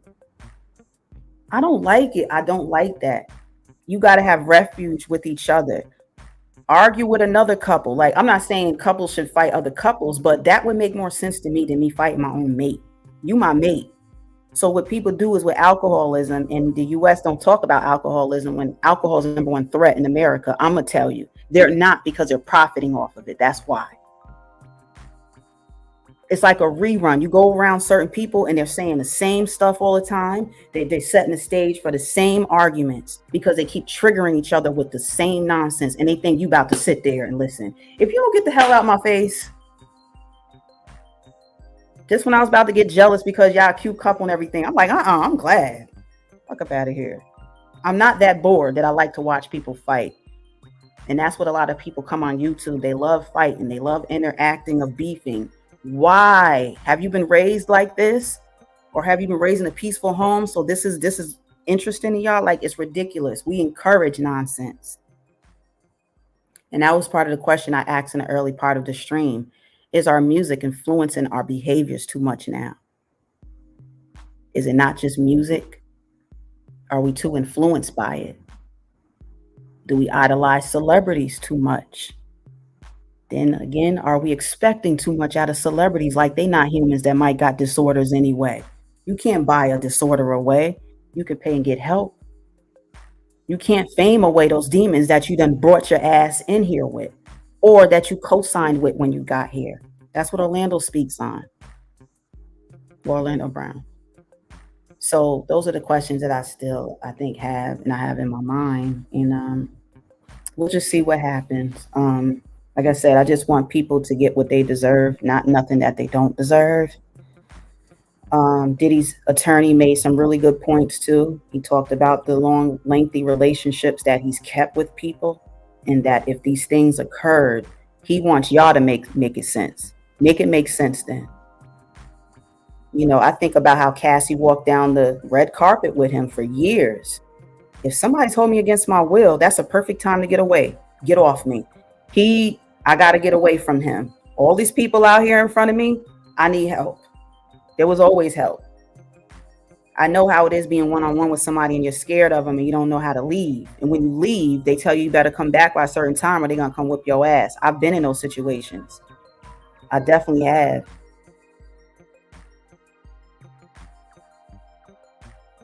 Especially if they already put their hands on you. It's not a threat.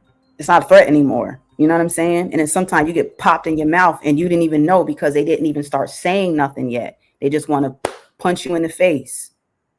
And a lot of times when guys do that, they're jealous. They're over jealous of the girl. They don't want people picking up on the woman that they know that they don't deserve, but they got them. You know, I've been threatened, my life been threatened, all kind of stuff. So that's why I do feel that we got to make sure the youth understands that some things are normal, but know what's not normal. And when it occurs, you got to do something with it. Blizz, you need to be in the schools. You talking about doing shorts of the interview, which I did do.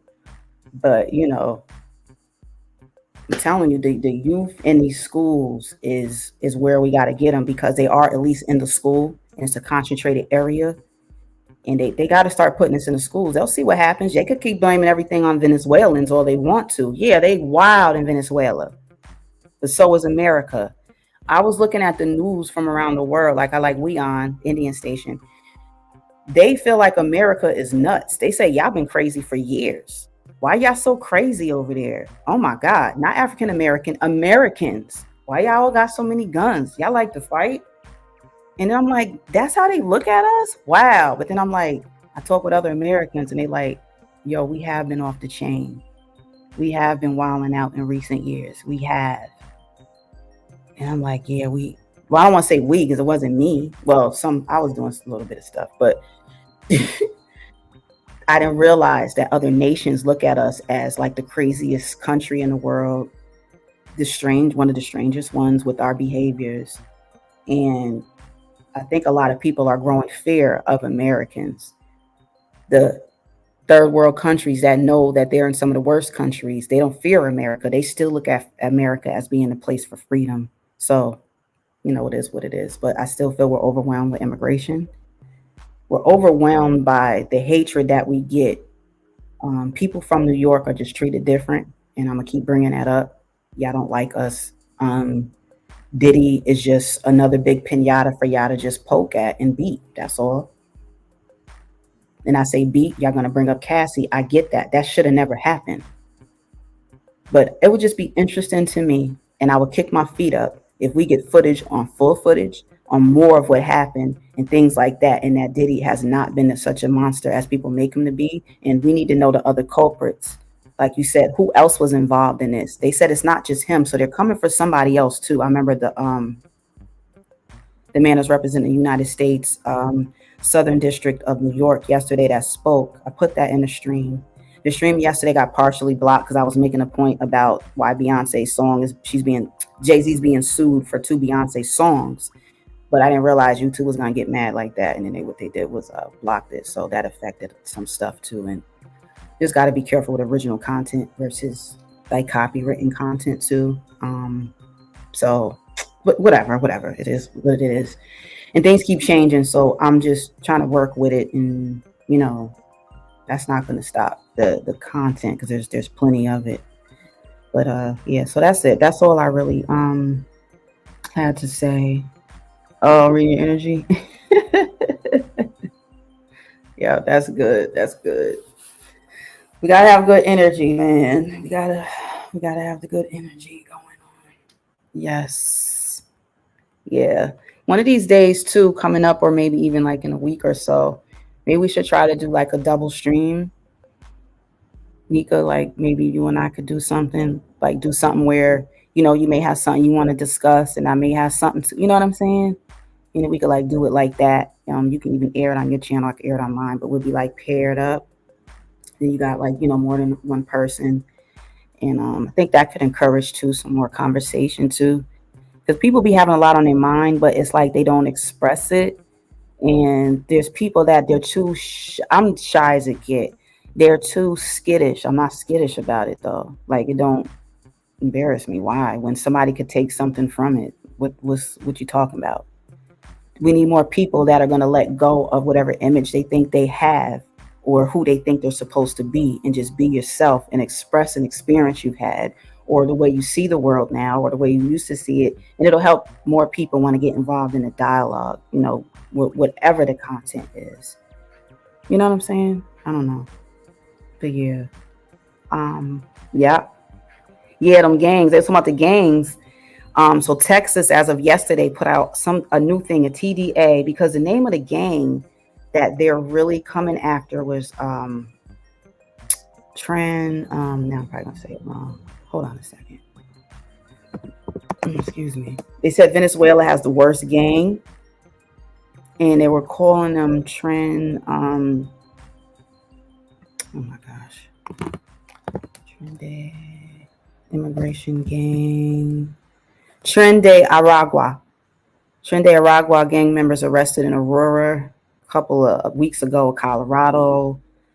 Tren de Aragua gang has been linked to Denver jewel heists. This all type of stuff. But then you had the National Guards that had to come G-check New York City 7 months ago because Mayor Eric Adams thinks it's a great idea to just tell you, everybody just come bring your stupid ass on in here. Dummy. No. I've always been anti-immigration anyway. This, I just knew this was gonna happen. Years ago, I was like, no. Now you talking like this? No. But that's it. Whatever. My throat is dry. I need to go eat.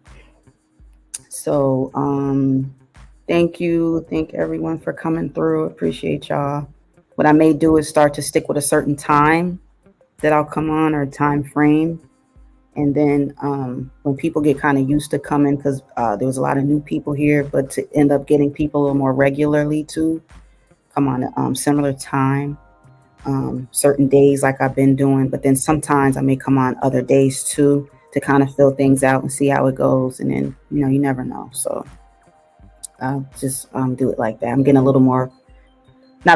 gotten a lot more comfortable coming on here, a little more, and not feeling like, oh my God, my video clipping, this ain't right. Sometimes just come on and just, express myself and invite other thoughts in is, basically what's needed. So yeah, gotta have love, the right love. Other than that, we good. Yeah. So as always, your facts and opinions are welcome here. I'm Kai. My channel is Kai and Y007. I appreciate y'all coming through, and all participation is always welcome and needed here. Feel free and please consider subscribing if you haven't already. You hit the like button if you choose. Any other forms of support are welcome here. Sometimes it's in the description. It's always in my about section. Yeah, and along with the email, and that's for serious inquiries only. But yeah, so that's that. I forgot I said I was going to show more. I'll do that another time. Orlando was rocking out.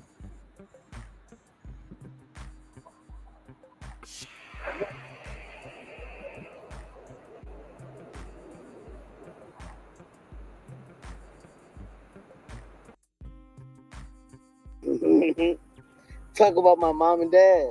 Yeah, you brought them up. So, Oh, I mean, you okay. So they're very cool people, and I love them dearly, and I'm still here. Straight up. Yeah. For me personally, when I go throughout my life, you know what I mean? I try to just, stay in my lane, focus on what I'm doing and what I got going on. All right. But we watch TV and we see things. Mm-hmm. Liz, you don't want to. Before I knew you personally, I'm like, man, what's up with bro? I'm not That would be afraid fun. of my bullshit. Straight up. Ooh, I love my bullshit. Talk about it. You stand on what you be saying? That people are really animals, and that people are really rapists, and that people are really like killing kids and doing shit. Yes. Yeah, bro, I stand on mine. My main thing is it's not about me personally. Mm-hmm. It's about like, you know what I'm saying, like what people do. And I mean, there's been a couple of ambushes you've seen, right? Things like that, bro. But my main thing is it's more about making sure that you realize that anytime you're speaking truth, it's gonna come with a price. Talk about it. Every interview ain't gonna go right. It depends on the intention of the interviewer. To me, that kind of sounds like building relationships. For someone like you who's been in the game for so long, like, talk to me about the importance of relationships. You know what I'm saying? You can't put yourself in a position to want an artist to do more work for you if you gonna fuck them over in the first deal. The first deal you do can't be a fuck. Yeah. Everybody ain't gonna be Dame Dash and Jay-Z. Everybody ain't gonna do that. Everybody ain't gonna be Jerry Heller and Dr. Dre. Eazy-E type of shit. You know what I'm saying? Everybody ain't gonna get that. But if you actually got to do with Eazy-E? Wait. And you know your talent is what you gonna make money off of, and you really, really gonna make your money off your talent, and your talent gonna make money off you, man, you good. You're talented. You can sing. So I'll get into that another time too, because I feel like he was saying some good stuff too. That applies to content creators. That applies to just things in life in general. Now he be wilding out, but he do be speaking some truthful things too. And that's more about just being who you are, and you're gonna shine through. Maybe however long it take or whatever it is, whatever you're trying to put through should be able to shine through. So that's something that I do appreciate. All right, as always, appreciate y'all, everyone that for coming through. And again, this is Kai and Y007. Talk about astros. It has to do with astronomy and astrology. Has some more coming up too. I talked about the moon and the sun yesterday, and the changes that it's been making, how it's been affecting the planet. I'm going to reiterate on that, and then I'll usually have something new too to show y'all and how it applies to us. I talk about the community, mainly of melanated people. I don't really talk celebrity stuff. I just show some here and there, but I want people to know too that what I bring on here is meant to be relatable, not for us to just be looking up at stars, popular people. I'd rather us look up to the stars that are in the sky, because a lot of signs are out there too, and symbolization. So that's what I go with that. Also talk about sexuality, things like that. And then energy, the spirit that is in us being spiritual beings. I like to talk about that too. Talk about problems, but how to solve them. This isn't a channel for just complaining. We got enough of those. All right, so I'm going to close out now. I'll put Blizz back up there. See the chat talking.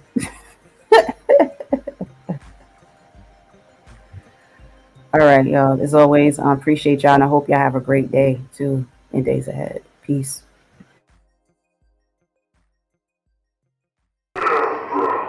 Lay your ass down. Go somewhere, man. Go somewhere. If you not stepping up and getting in these streets like the rest of us is putting in the work, shut your ass up. Find you some content to talk about. Shut your ass up. Shut your ass up. If you ain't out here doing the work, shut your ass up. Shut your ass up. If you ain't out here doing the work, shut your ass up. Shut your ass up. lay your ass down. Take a nap. Right now. Okay. I ain't going out yet. I don't know why you acting like you sleep.